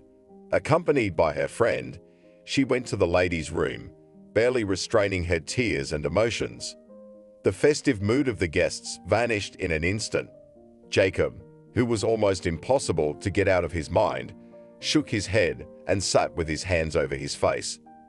Julia's parents started looking for their daughter to comfort her. They were even ready to take her away from here forever if she wanted to. John's friends said something indignant to him, but he heard nothing. In his head, there was only one thought: to take the microphone from the toastmaster and all the guests to say the names of those who came up with this cynical number. But it was too late. The guests got into several groups and hurriedly left the hall to give time to the heroes of today to sort out among themselves. Who knows, maybe the showdown would result in the wedding being cancelled. John got up from his seat and headed after Julia. He found her in the ladies' room. John was sure she was probably sobbing or hysterical by now, but it seemed he still underestimated her. "John, did you know this girl?" Julia asked. She was a little dejected, but she was in control and seemed to understand where the wind was coming from. "This is the first time I've ever seen her. In fact, I don't understand what kind of show this is. I've never dressed up as a groom before, and this is the first time I've ever done it, believe me. It's some kind of a setup, and I'll take care of it. It's only a matter of 2 minutes," said John. "Yes, I'd like to believe that version too. But how do we save the situation?" Julia asked. "The only people left in the audience are parents and friends. We'll continue with them. I'll take the microphone myself now and comment briefly, and that's it," John said. Everyone's mood was ruined. Only Angelica and Cecilia were sitting in the car in the restaurant parking lot, waiting with great curiosity to see how Julia would behave next. At that moment, someone knocked on the window of their car. Cecilia saw a hired actress from a local club who had played the role of the jilted bride brilliantly. She was waiting for the rest of her fee. The guests were so dumbfounded by what was happening that no one even paid attention to the fact that the strange bride, leaving the restaurant, got into the car of the acting troupe with large inscriptions and logo. She during this time managed to calmly change her clothes, disband her hair and put on glasses, so that no one even accidentally did not recognize her. The actress took the money, gave her accomplices their shares in the car, and the troupe left. "I'd never dreamed of such a weird wedding," Julia said, finally reaching the apartment. "I'll start looking into who's behind this tomorrow. I think the event organizers and maybe the restaurant staff are involved. They're not going to get away with this," John said. "Yes, this is a case where exposure is a must," Julia added. "What did your parents say?" "They're the most embarrassed of all. And mine didn't give them a very warm welcome," John said. "Well, my mom is aware that I have become the classic unloved daughter-in-law to my mother-in-law. I warned them that there might be all sorts of surprises, but I don't think they were ready for just such a surprise." Julia even smiled a little. John looked at her smile and felt immense gratitude for her trust and faith in him. It was only Julia's calmness and judgment that had saved the day. Although she had lost her temper at first, she was able to pull herself together quickly and not let the insidious plans of her detractors come to fruition. After the wedding, Angelica and Cecilia waited several days for news from the newlyweds. But there was no news. Angelica realized that it was pointless to keep fighting for John. Only Cecilia was not going to give up. She had a good reason. Cecilia works as a financial director for her mother. Mallory is about to take a well-deserved vacation. Of course, she's grooming her daughter to take her place. But for Mallory's business to continue to thrive from steady government contracts, someone in the family is bound to be in a position of power. Jacob, who has served as first deputy governor for more than 20 years, is about to take a well-deserved vacation. And that could mean the state contracts could go away and Mallory's firm could go out of business. Frakes had his eye on the job for a long time, and he's made no secret of it. And Jacob sees him as a worthy heir to his chair. In order for the scheme to continue to feed all those who have long been accustomed to the trough, there must be a very close cohesion between these people. Cecilia understood this very well. Therefore, she spared no money, time and energy to get rid of Julia and set up her brother John with the only daughter of Frank's family. But Julia turned out to be a tough nut to crack. During the next week after the wedding, John had no trouble figuring out how the strange girl got into the restaurant and how she got the dubious love story video broadcast. The restaurant staff, under pressure from John's friends in law enforcement, quickly admitted that some people came and made their own changes to the wedding program. They did not elaborate on what the specific changes were. That was their mistake. And none of them knew the actress. John found that actress through social media. When she was brought to the police station, she refused to talk. While the police officers were trying to get some information, they got a call from above asking them to release the actress immediately. John was pleased with the fact that it was possible to prove to everyone that it was an order number. And the identities of the people who invented and ordered all this noise were no longer so important. What I'll find out, they'll tell me it's my own sister Cecilia and her friend Angelica. Maybe even my mother knows. Who's going to feel better? I'd already know they're always plotting against Julia and our marriage. In time they will get tired of it and stop these cheap tricks. John explained his version to his friends. The friends did not insist on continuing the investigation. They were more worried about Julia and her reaction. When John told them that she was very calm and reasonable, the friends were very surprised and noted that John had really met a worthy woman. John himself knew this, and now he was quietly proud of it. Since the birth of her grandson Frederick, Selena has been forced to live on two homes.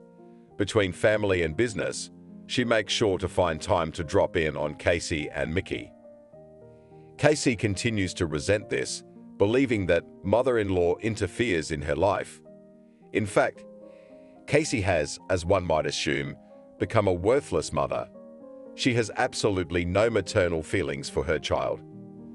She is still drawn to the streets, where she can drink with someone or just disappear for long periods of time. That's when the child is left alone. Selena hopes to get her grandson into a kindergarten soon, and then she will feel better for him. But for now, the kindergarten refuses to accept him, as little Frederick is severely delayed in development. Today, Selena decided to visit her son's family again. She opened the door with her key. In the hallway, she saw the shoes of little Frederick and realized that the child was home alone again. The first thing she did was look in the children's room. Frederick is not here, and it is not by chance. He doesn't like to sit here. Usually, little Frederick likes to mess around either in the bathroom or in the kitchen. Selena hurried into the kitchen. The kitchen door was closed for some reason. Selena opened it, and at the same moment, her heart leaked into her heels. In front of the open windows of the kitchen balcony stands Frederick's plastic toy table, and on the table is his stool. Frederick himself stands on this stool and almost jumps out of the window, trying to scare away the pigeons that are crowding the window. Seeing her grandson in such a precarious position, Celine cried out his name. Frederick turned around and saw his grandmother running toward him. The child thought it was just a normal game. Many children think if someone is running towards them, they will catch up soon, hence the need to run. As Selena covered the distance between the kitchen door and the window in a few steps, Frederick managed to sneak onto the windowsill. He wasn't looking into the abyss where he wanted to take a step. He was looking at his dazed grandmother, and he was indescribably amused by it. Frederick was saved from the last fatal step by the deft movement of the grandmother when she was able to grasp Frederick with both hands. Selena lifted her grandson off the windowsill and carried him into the living room. Little Frederick still didn't understand what could have happened and continued to laugh, considering himself in the game. She dialed Casey's number. The latter didn't answer right away. As soon as Casey picked up, Selena almost shouted at her, "Where the hell are you?" What kind of mother are you? A child almost fell out of the window. Selena, who asked you to come to us anytime you want? I can manage my child just fine without your help. I just went to the store for a few minutes, Casey said. Casey seems to be completely incapable of understanding the meaning of words and the consequences of various rash actions. Selena realized that a long time ago, and she's been trying to get it out to Mickey. But what's the use? By the way, does Mickey even know what's going on in the house while he's away? She dialed Mickey's number and told him what tragedy had been avoided a few minutes ago. Mickey, this isn't a joke anymore. Your Casey's not likely to ever grow up and realize her responsibilities in life. But we're risking Frederick's safety and his life for her. Please don't ruin your life with her. Try to get rid of her. I can raise my grandson myself. It's better for him. And at least you'll have a chance to meet a decent woman, Selena said. She didn't notice that by then Casey was already in the apartment and had overheard the whole conversation. As soon as Selena hung up the phone, Casey burst into the living room and tried to snatch Frederick out of her grandmother's arms. As she did so, she was loudly resentful. You still haven't gotten over your jealousy. You're even willing to divorce Mickey and me over it. You've been giving us a hard time since the beginning. We separated from you to save our family, but you keep interfering with it even from a distance, Casey said. Otherwise, you'd still want to drink with the first man you meet, loiter and parasitize my son. You're hiding behind my son to continue your promiscuous lifestyle. You can't even realize that by doing so, you are sacrificing your child. Selena once again tries to get through to Casey, but in vain. There were many such conversations and incidents in this family's life, but they were useless to Casey. This time, after Selena threatened to take Frederick back to her place, Casey was afraid that she might push Mickey toward divorce. Without thinking long, she made a decision that would help keep Mickey in her life. A couple of months later, she was able to successfully implement her plan. The pregnancy test showed 2 stripes. Casey was confident that Mickey would not abandon a pregnant woman and then a woman with 2 children, and Selena would hardly dare to take on the responsibility of 2 small children at once at her advanced age. Casey was delighted with her resourceful decision and looked forward to the birth of her second baby girl. However, nothing had changed in her lifestyle. Parallel to these events, there were also changes in John's life with Julia. After the unpleasant surprise at the wedding, they didn't communicate with John's loved ones for a long time. During this time, they learned from the news that Jacob Wesley had left his post and Frank had taken his place. Surely, the question of removing Julia from John's life had become even more pressing for this family. But John and Julia decided to arrange their lives as they saw fit. John successfully built his career, succeeding at every step he took. Julia also worked until the birth of their daughter, Eva. Eva is now 3 years old. She makes her parents happy every minute and gives them endless happiness. Julia was thinking about going back to work these days. John was against it. Julia, I don't want our Eva to have the stress of adjusting to daycare. She's such a homebody. In a couple of years, she'll want to be around other kids. Then you can think about work. Right now, I'm still willing to work day and night so that you and your daughter don't need anything, John said. But I'm already bored sitting at home, Julia stretched lazily. Carrying a child under your heart, giving birth to it, and raising it is a huge labor. It's just something society has come to take for granted. I don't want to be so consumeristic with you. You need to rest and recuperate, and then you can think about work, if you think it would be good for you, John said. Such words sounded very convincing to Julia. She continued to enjoy motherhood and lovingly cared for Eva. It was a pity, though, that Eva had not yet been seen by her grandparents. They would have loved her for sure, and maybe they could forget old conflicts and finally recognize Julia's right to be near John. One cozy family evening, John called to say he wasn't expected for dinner tonight. This has happened to him often since he became an executive. Julia is very understanding. If she can't make it in time for dinner, she'll come back later. She and her daughter have a great time and are not affected by John's busy schedule. After a while, John said that soon there will be a corporate party in the company and everyone should come with their other halves. Julia happily agreed, as she had not known any of John's colleagues until then. John's team turned out to be really united and cheerful. The guests were having fun, singing and dancing. At some point, Julia decided to go to the ladies' room. She had not noticed until then that some of the guests had been watching her closely since the beginning of the evening, waiting for a more private moment with her. Following Julia out of the room was this mysterious man. As Julia stood in front of the restroom mirror fixing her hair, the mystery man dared to approach her, and it was a woman of great beauty, statuesque and haughty. "Hi, what's your name?" the lady asked. "I'm Julia. My spouse works in this company as a CFO," Julia said proudly. "I know him," the lady smiled enigmatically. The lady didn't say anything else and just watched Julia's every move with a smile. If at first she had thought that one of John's colleagues had decided to meet her just for the sake of politeness, now she was a little confused. The lady seemed to be following her purposefully. "How long have you and John been together?" the lady asked. 5 years in total, 4 of which we've been married. We have a wonderful daughter." Julia tried not to give away her doubts and keep her composure. "A little early," said the lady and smiled even wider. "What's a little early?" Julia asked. "It's a little early for him to start cheating on you, honey. Maybe it's for the best, and it'll be easier for you to find your man." She began to fix her hair thoughtfully. "What are you trying to say?" "It's okay. John loves me, I love him too. You gave birth to a daughter, I can give him a son. Just keep that in mind.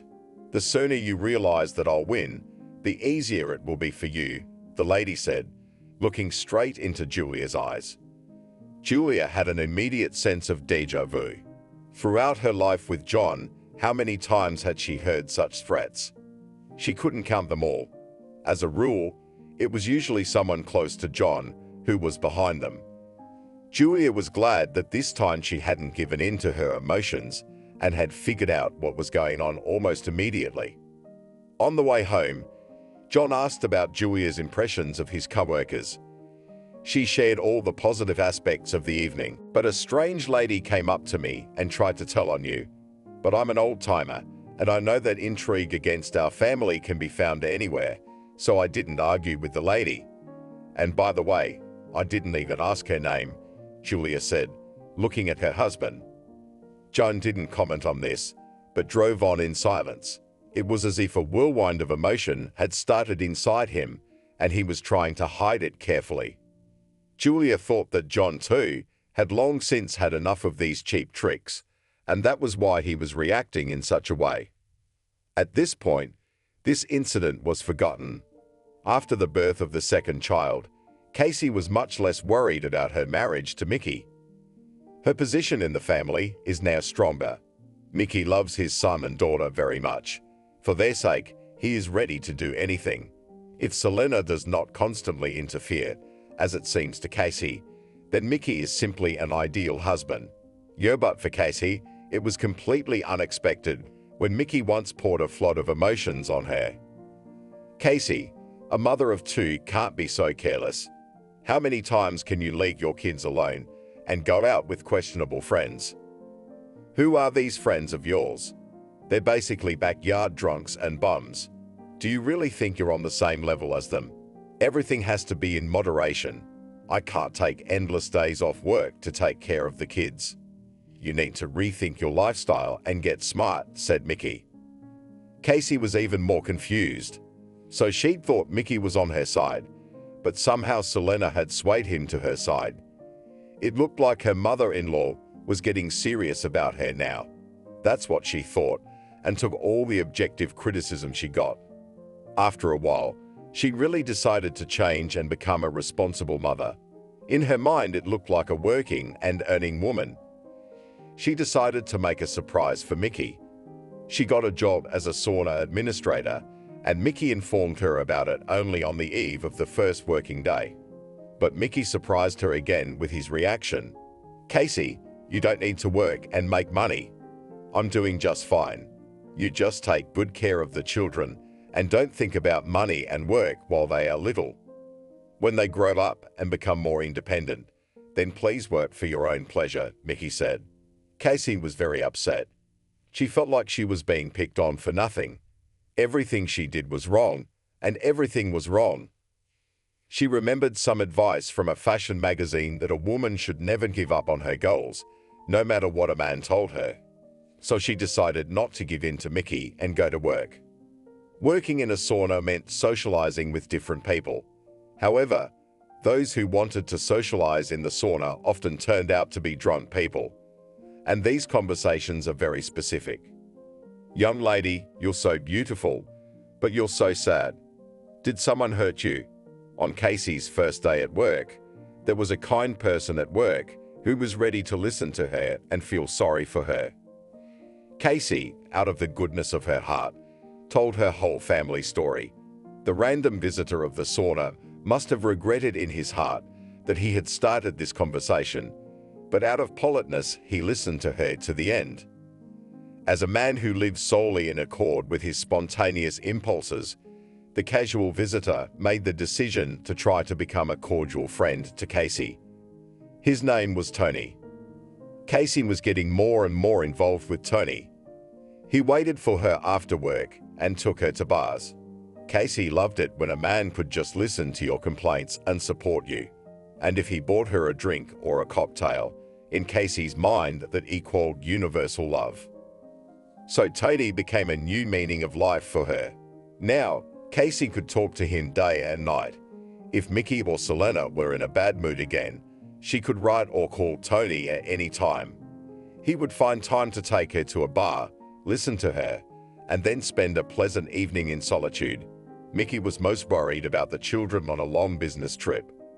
The day before, he had sat Casey across from him and urged her to be more attentive and responsible for just a couple of weeks until he returned from his business trip. Casey took it all in stride again, but as soon as Mickey left, Casey asked her neighbor to watch the kids and went on the trip Tony had been asking her to take for a long time. Casey returned from her trip just before Mickey arrived, but the trouble was, their son Frederick seemed a little sick. Both of his eyes were swollen shut and almost completely closed. Cassie rebuked her neighbor for not keeping a good eye on him. When Mickey returned from his business trip and saw his son in such a state, he was furious. He decided to take Frederick to the doctor that same evening. The doctor examined the child and shook his head. It is an infectious disease that affects the eyeballs very quickly. It's especially dangerous for children.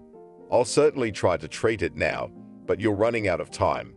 Your son is at risk of losing his sight completely, the doctor said. Indeed, Frederick's eyes began to itch and ache right after Casey left for her trip. By the time she returned, the damage to his eyes was extensive and the boy had almost stopped seeing. Mickey expressed all his anger and resentment toward Casey. She, on the other hand, saw no fault in it. She still believes that Mickey just doesn't let her live the life she wants, especially since Tony assures her that he does.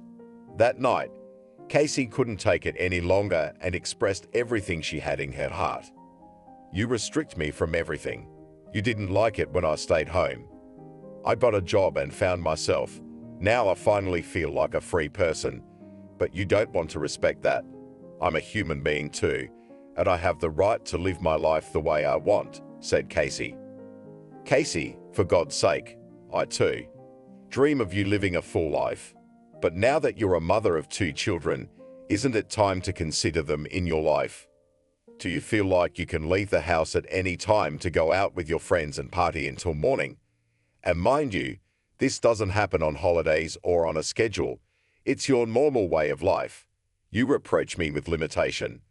But do you have any standards of life yourself?" Mickey asked. You're always torturing me with your conditions and demands, but it's different with Tony.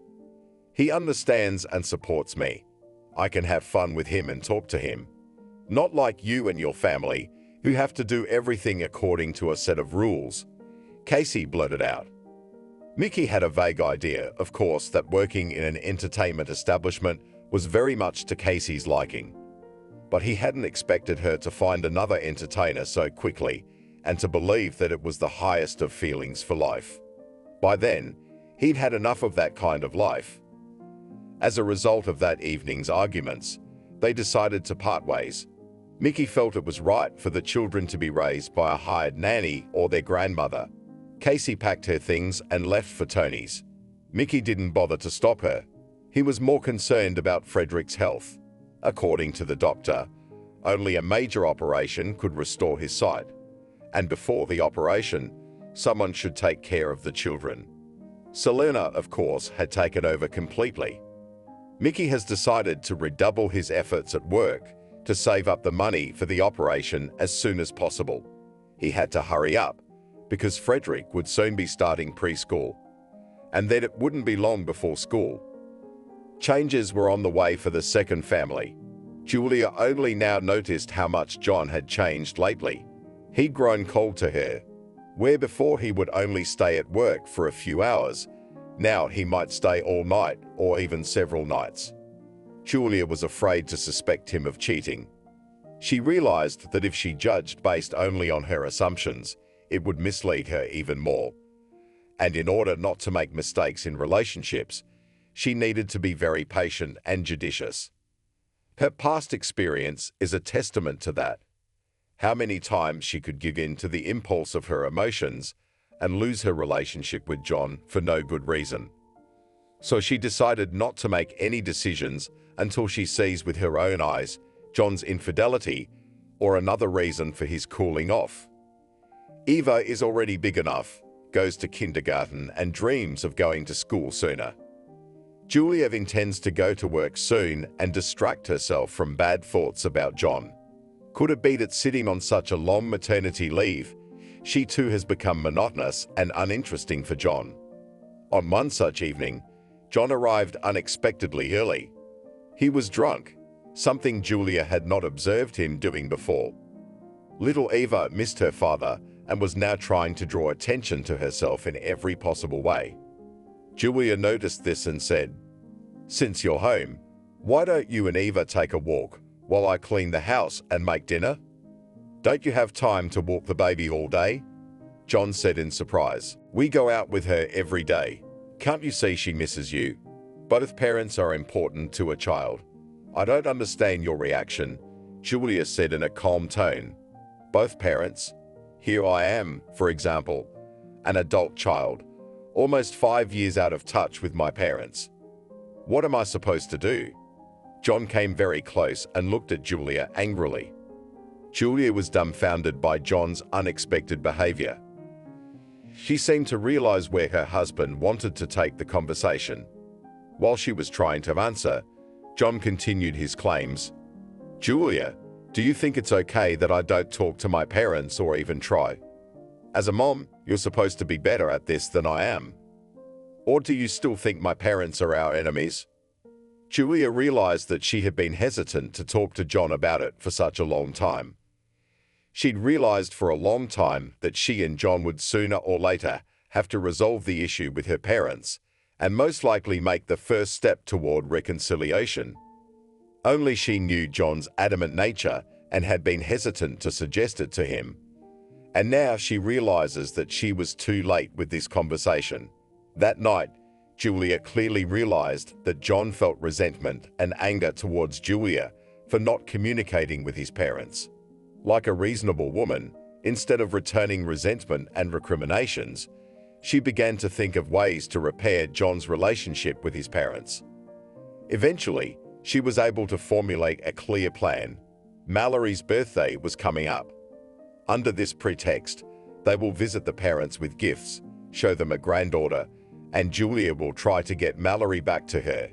But these plans were not to be. A couple days later, John came home drunk again. He had gotten caught up in some little thing and turned it into a big family scandal. This time, Julia learned something else new. John threatened to kick her out of the house, and Eva would stay with him. But Julia didn't understand why she deserved such an attitude. Her beloved husband didn't bother to explain. From that moment on, constant recriminations and scandals became a common occurrence in Julia's family life. It was little Eva who suffered the most. She began to sleep badly at night and practically refused to eat. After a while, her hair began to fall out. Then Julia became angry too. She decided to put an end to these endless conflicts, no matter what it cost her. She only had to look closely at his behavior to understand the reason for it. He had obviously been hiding something from her for a long time, but he had no desire to hide it any longer. In such cases, modern people are always helped by cell phones. Julia had never allowed herself to violate her husband's personal boundaries before, but today she realized that she had to deal with everything urgently and make important decisions. She reached for John's cell phone with these thoughts in mind. She wasn't too surprised when she found correspondence with someone named Sarah. There she saw various photos of Sarah and recognized her at once. It was the same lady who approached Julia at the corporate party and assured her that she and John were in great love. Then Julia took it for another intrigue of her enemies. Turns out she was very wrong. Judging by the correspondence, Sarah and John have gone very far. They have been living as a family for a long time and making common plans for the future. According to Sarah's messages, she has now pushed John into a narrow framework and set conditions for him to choose one of two women. Of course, Sarah makes it clear by the word choice that it's eliminating Julia and starting a new life with her. At that moment, John came out of the bathroom and saw Julia with his phone in her hands. Julia didn't pretend that nothing had happened. She was even relieved that the situation was finally clearer. John, too, seemed to have been waiting for this moment for a long time. Julia silently began to pack her daughter's things and put them in her suitcase. John saw the whole process and did not react. Couldn't you just say it without these protracted scandals that have been going on for almost 6 months? Julia was talking to herself. Julia has a long journey ahead of her as her parents live in another area. But Julia did not want to go to them. She had already thought out her future life. She and Eva would get to the capital. She would put her in a kindergarten, find a job, solve the housing problem, and then she would go to her parents and tell them about everything. And maybe John will still come to his senses and make a step forward during this time. In this case, Julia is ready to think everything over and once again try to save the family. But now she sees no point in it, as John is completely infatuated with Sarah, and in his picture of the world, Julia is still an extra person. As Julia packed 2 suitcases and headed for the exit, John stopped her. "Take only your things. Eva will stay with me," he said in a determined tone. "You'll have a new life now. Eva is still young and she has suffered enough from our fights with you. She needs care and peace, so I will take her with me anyway," Julia said. "Where will you take her? You have no job, no place to live. I won't let my child suffer a miserable existence. Please don't forget that Eve is the daughter of the Weasley family. She's entitled to a certain standard of living," John said, shocking Julia once again. The long argument turned into a loud scandal. As a result, John pushed Julia so that she fell to the floor. While she got up and came to her senses, he took her apartment keys, locked the door from the outside, and left. Julia had intended to pick up Eva from the daycare center and go straight to the train station. Now she wouldn't get to the daycare center either. She tried to call John and talk to him, but he dropped her calls. Julia hoped to the last minute that John would pick Eva up from the daycare center and bring her home in the evening. But in the evening, neither John nor Eva was there. She continued to call John persistently until she realized that he had finally blacklisted her. John showed up well past midnight. He was drunk again and incredibly angry with Julia. "Where's Eva? Did you pick her up from daycare?" Julia asked. "Don't worry about Eve. She's part of the Weasley family. It's about time she met her folks. I picked her up from preschool and took her to her parents' house. She's immensely loved and spoiled there. You can go wherever you want now." John opened the front door of the apartment and pointed his finger toward the exit. "John, come on. Eve's just a little girl. You can't keep me away from her. You tell me what I've done to deserve this punishment. I'm ready to let you go. I've always been ready to reconcile with your parents and try endlessly to win their favor. You're wrong if you think I've separated you from them. John, let's calmly discuss everything and make a decision together," Julia pleaded, but it was useless. John didn't listen to her words. He first pushed her suitcase out the door, then took her by the arm and pushed her out onto the landing. Julia realized that she had failed in her fight for her love. If she had been able to defeat all the intrigues thanks to John's love and support, what about now that he had betrayed her? Julia wandered around the city all night with her suitcase. In the morning, she decided to go to John's parents and try to talk to them. Her goal was to get her daughter back at any cost. Early in the morning, she pulled up in a cab to John's parents' house. She pressed the doorbell, and it didn't take long for the answer to come. Someone came to the door, opened it, and looked at Julia questioningly. "Hello, I'm here to see Mallory and Jacob," Julia said. She wondered if the strange woman who answered the door was the Weasleys' new maid or one of the other household helpers. "I'm sorry, you mean the Weasleys? They sold the house 6 months ago and moved out. We're the owners now, and we don't know the Weasleys' new address," the strange woman said. Julia apologized for the disturbance, walked away from the gate, sat down under the fence, and tried to figure out how she could find the Weasley family. After a while, she got up and went around to all the neighbors, hoping to find out some information about the Weasleys' new place of residence. But the Weasleys were not in the habit of talking to their neighbors. Consequently, none of the neighbors even knew that the Weasleys had moved here at all. That was the first day of Julia's vagabonding. She didn't have much money on her. If she spent it on a night in a hotel now, there would be no money left for the journey. So she decided to spend the night at the nearest train station. Early the next day, she arrived at John's office and waited for him in the parking lot. It wasn't hard to catch John. Julia saw his car and came running. It was the same Sarah who got out of the car first, then John. Julia's attempts to talk to John were fruitless. He pushed Julia away from him and quickened his stride, heading for the entrance to his office. Sarah watched sullenly, then snorted in his wake, and together they hid behind the glass door of the business center. After 3 days of such tossing around, Julia realized that it was useless to fight for her daughter.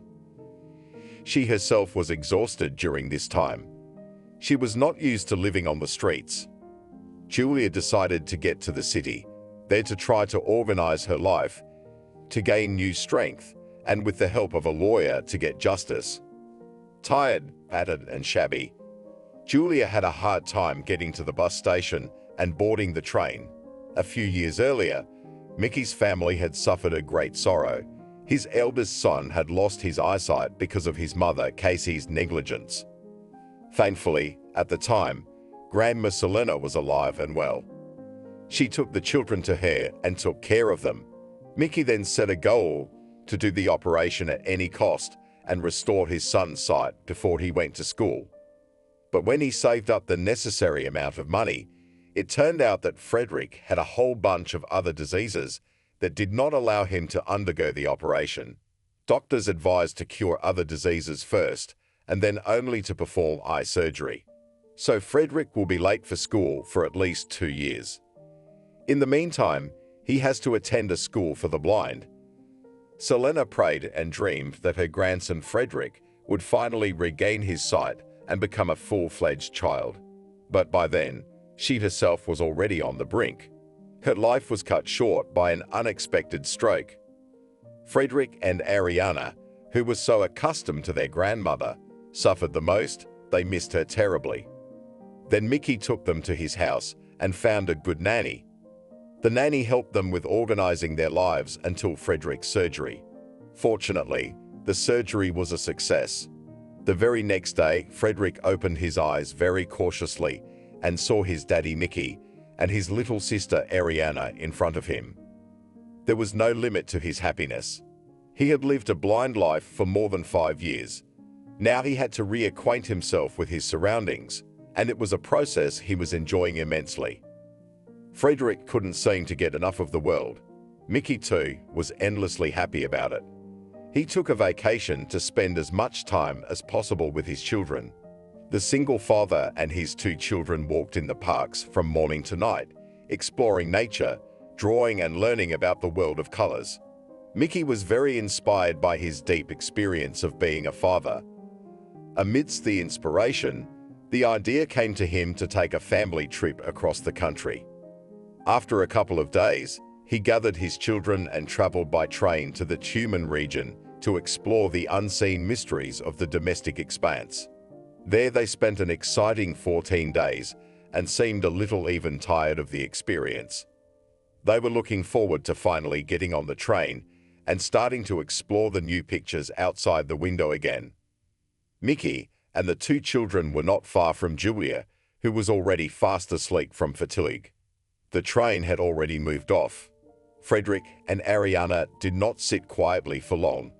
After a few minutes, Frederick's curiosity about the world awoke again. He stared wide-eyed at the scenery outside the windows and continued to ask his father questions. "Daddy, what color are the mountains?" "The mountains are dark blue or gray. It all depends on the specific area." "You say the mountains are dark blue, and your pants are dark blue too. But then why don't they look alike?" Frederick asked.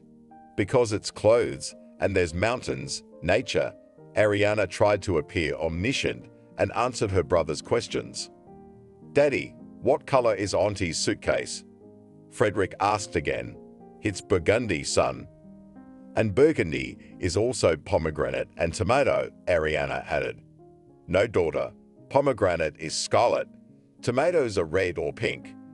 Mickey patiently explained to his children. "I get it. Pink is like paint on this aunt's lips," Frederick said. He came close to Julia and almost poked his finger into her lips. If Julia had heard the annoying talk before, she opened her eyes abruptly and raised her head. Her body was shattered with fatigue. Her head ached, and she really wanted to sleep in this position for at least an hour. But this boy had turned his full attention to Julia and was asking his father about every detail of her clothes. Julia herself didn't notice how she had flared up at one point. "Man, maybe you can calm your child down. He asks too many questions. At this age, he should know a lot and certainly control his behavior in society," she said. Mickey clearly didn't like that remark. "Lady, don't be rude. You don't know anything about my son, and I won't let anyone make any remarks about him," said Mickey. "It's worse for you. Your son will grow up to be a rude bore."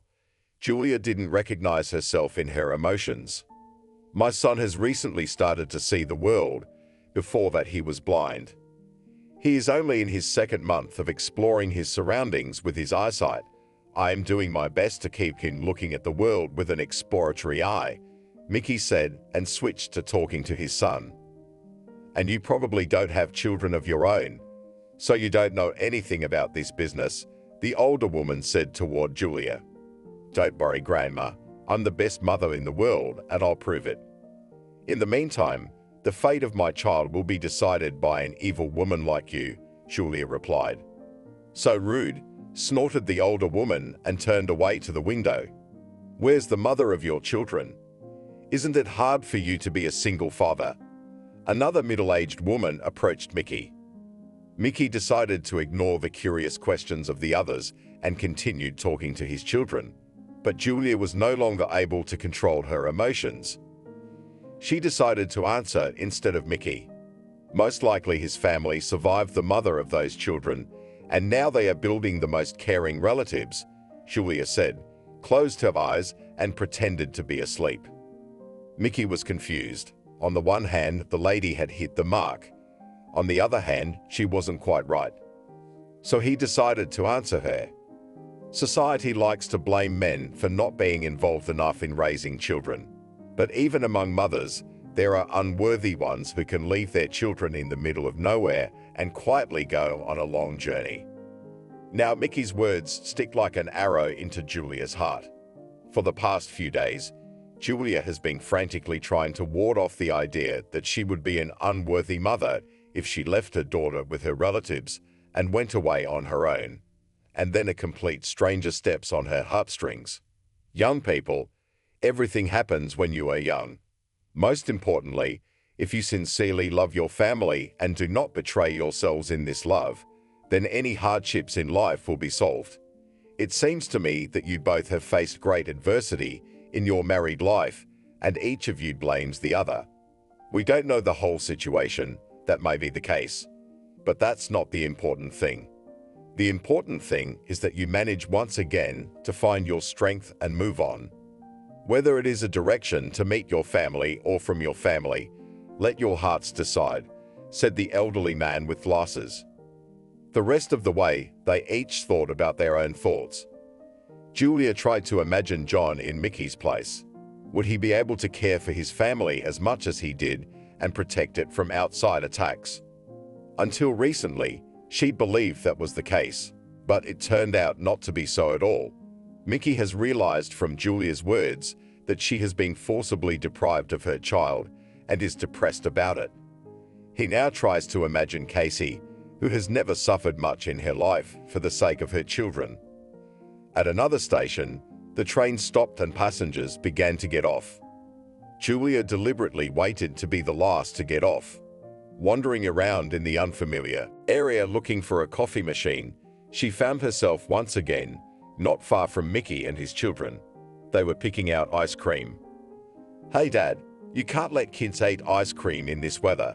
The kid's just out of surgery, so he needs to be careful of inflammation," Julia said and went on her way. Mickey did just that.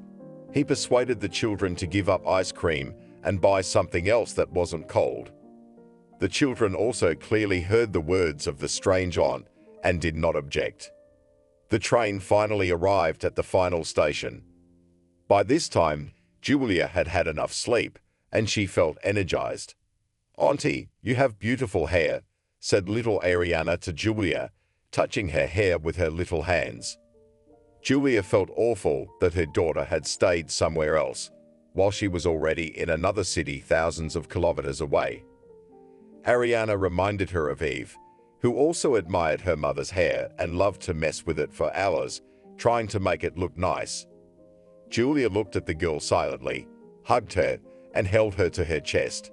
At that moment, tears streamed from her eyes. She had barely contained her emotions for so many days, and now it seemed she no longer had the strength to control them. Mickey and Frederick looked at Julia and Ariana in surprise. "Don't cry, or your mascara will run out and smear all your makeup," Ariana said, and wiped Julia's tears away with her little hands. On the one hand, Julia was amused that this little princess was as knowledgeable about women's issues as her Eva was. On the other hand, when now she could see her daughter and hold her to her chest, would the Weasley family allow her to do that? "You'll forgive me for my emotions, I couldn't help myself." Julia said goodbye and looked at Mickey. "We all do. Which way are you going now?" Mickey asked. "I don't know yet. This is my first time in DC in the last 5 years. My parents live in a different area. I used to have friends, so I'll try to find them for the first time," Julia said. "Come with us. We have plenty of room in the apartment. You can rest and then start looking for your friends," Mickey suggested. "Auntie, come with us. I'll show you my makeup."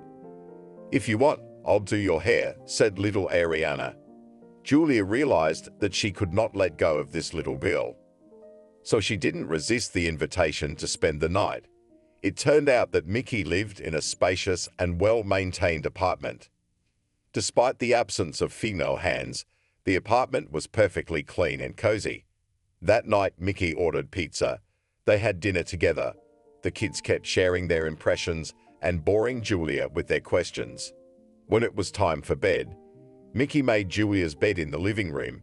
He himself went to tuck the kids into their rooms. The next morning, Julia intended to leave before the family woke up, but she didn't succeed. As soon as she tiptoed out of the bathroom, Ariana came running to her. "I promised you a beautiful hairdo. Let's do it now, shall we?" she suggested. Julia felt she could not refuse to let her little hands play with her hair for anything in the world.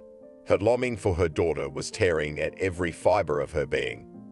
As much as Julia forced herself to leave early from the house of strangers, her soul did not want to part with Ariana. She promised herself that she would only make breakfast for the children and then leave to find her friends. When breakfast was ready, Ariana asked to stay and have breakfast together. At this time, the babysitter came to see them. Mickey sent the children for a walk with a nanny and started talking to Julia. "I can see you're having a hard time. What happened? What events have caused you to be so depressed?" Mickey asked. Julia told the whole story of her family life. Mickey realized that the girl was in a rather difficult situation and offered to help her with work.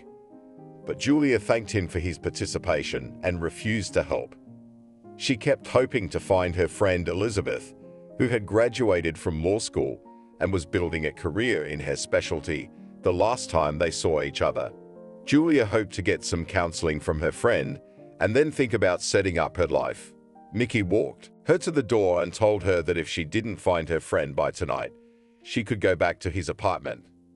Julia wandered around the city all day, trying to remember the address of Elizabeth's office, but the day ended without success. In the evening, it was necessary to return to Mickey's family again. The children, especially Ariana, was immensely happy to have Julia back. After a few days of empty attempts to find anyone she knew, Julia realized that she had been wrong to refuse Mickey's help in finding a job. She reminded him about it, and in 2 days, Julia's job search was solved successfully. She was hired by a company where Mickey's friend is the manager. Julia started working and continued to live in Mickey's apartment. She first offered some money for living expenses. Mickey ignored the question and said nothing. Her longing for her daughter was somewhat assuaged by Ariana. Frederick turned out to be a very sociable guy, so Julia quickly made friends with him. Julia got her first paycheck, and by that time she had looked for an apartment to rent. But before she moved in, she went to a lawyer for advice. He promised to help, but he had to drive her to the Tumen region at his own expense and pay a lot of additional expenses. All this requires additional time. The children accepted Julia's move with sadness. Julia promised to invite them to a housewarming party in the near future. The housewarming took place exactly 1 week later. Frederick and Ariana were sad that Julia didn't want to stay with them. They were even sadder that Daddy would soon go to work and would have little time for them. On one of the most ordinary days, Mickey called Julia and asked in an excited voice if Frederick and Ariana had come to see her. Julia was surprised because the children had definitely not come to see her. Mickey revealed that the children had left a note saying that they had gone to visit Julia. Julia wanted to take a cab and rush over to Mickey's house. But what would happen if the children came to her house while she was away? And the time was getting closer to evening. Mickey went to look for the children in the nearest neighborhood, while Julia waited for them at her house. A lot of time had passed, and there was no word from the kids. Mickey had to go to the police. The police were just looking for Mickey's contacts at the time. It turned out that Frederick and Ariana really decided to go to visit Julia, but on the way they got lost. They were found by the police and taken to the police station. When Mickey and Julia arrived at the police station, the time was well past midnight. After what had happened, Mickey decided to have a serious talk with Julia. Whereas before he had offered Julia a life together as help, now he was asking her for the sake of his children.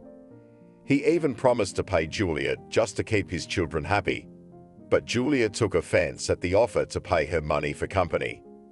She agreed to move back into Mickey's apartment. By that time, she realized that she had become attached to Ariana and missed her as much as she missed her daughter. Now Julia lives with Mickey and takes care of the children. The neighbors are already whispering that Mickey finally got married, and the new bride seems to be not bad. But Julia wasn't interested in a new relationship. She is still thinking day and night about how to take Eva back to her place. Meanwhile, Mickey was surprised to discover every day something new of a woman's real warmth and care for her family. It seemed to come so naturally to Julia. She easily found a common language with Mickey's children. She knew how to persuade them and pick up the right words. She enjoyed cooking delicious meals and was masterful at getting them ready to go out. In addition, Mickey had long ago noticed that Julia was quite good-looking.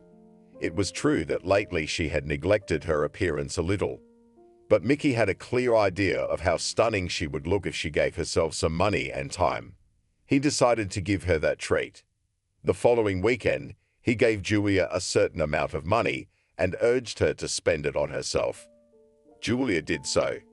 In the evening, she returned home a refreshed young girl with a twinkle in her eye. Mickey realized that he could now gradually make steps toward winning Julia's favor, but he was very worried that his initiative to enter into a relationship might offend her. She had recently gone through a difficult breakup and was pining madly for her daughter. One night, when the children had gone to bed, Julia was talking about her daughter and showed Mickey a long-ago family photo. Mickey looked at the photo and was literally stunned. "So this is your ex-husband?" Mickey asked. "Do you know him?" Julia asked. A pleasant smile appeared on Mickey's face. "That's John. He studied finance and worked in a trading company while he was still a student. And he was also boxing at the time, going to a gym in the old Arbat neighborhood. Am I right?" Mickey asked. "That's right. That's when he and I first met and dated," Julia said. "Now give me his phone number," Mickey said. Julia dictated his phone number. Mickey wrote it down and said, "I can't promise you anything, but I'll try my best to talk to him." Julia didn't pay much attention to Mickey's words. What could he do from a distance? This matter can only be settled through the courts, she thought. Julia was preparing breakfast for the children when the doorbell rang. She looked through the peephole and saw a strange woman at the door. Julia opened the door. "Hello, who do you want?" Julia asked. "And good luck to you. And who are you?" The woman, who smelled a pungent odor of booze, looked indignantly at me. At this point, Mickey heard extraneous conversations and went to the door. The unfamiliar woman saw Mickey and immediately turned to attacking him. "Mickey, how could you let a strange woman into your house? Where are our children? The children need their own mother, not some strange woman. I want to see my children." A drunken Casey demanded to see her long-forgotten children in high tones. Despite Mickey's attempts to calm her down and send her back, she managed to make her way into the hallway of the apartment. Barely on her feet, Casey called her children by name, but Frederick and Ariana only looked out of their rooms and back shut themselves in there. Mickey managed to get Casey out with great difficulty. During this time, Julia managed to find out that the man for whom Casey left her children and her family had abandoned her long ago. Casey now has nowhere to live and no job. It was an amazing coincidence that it was during such a period that she remembered her children. However, there was still more to come. Casey now began to visit Mickey and Julia almost every day. The children absolutely refused to see the woman.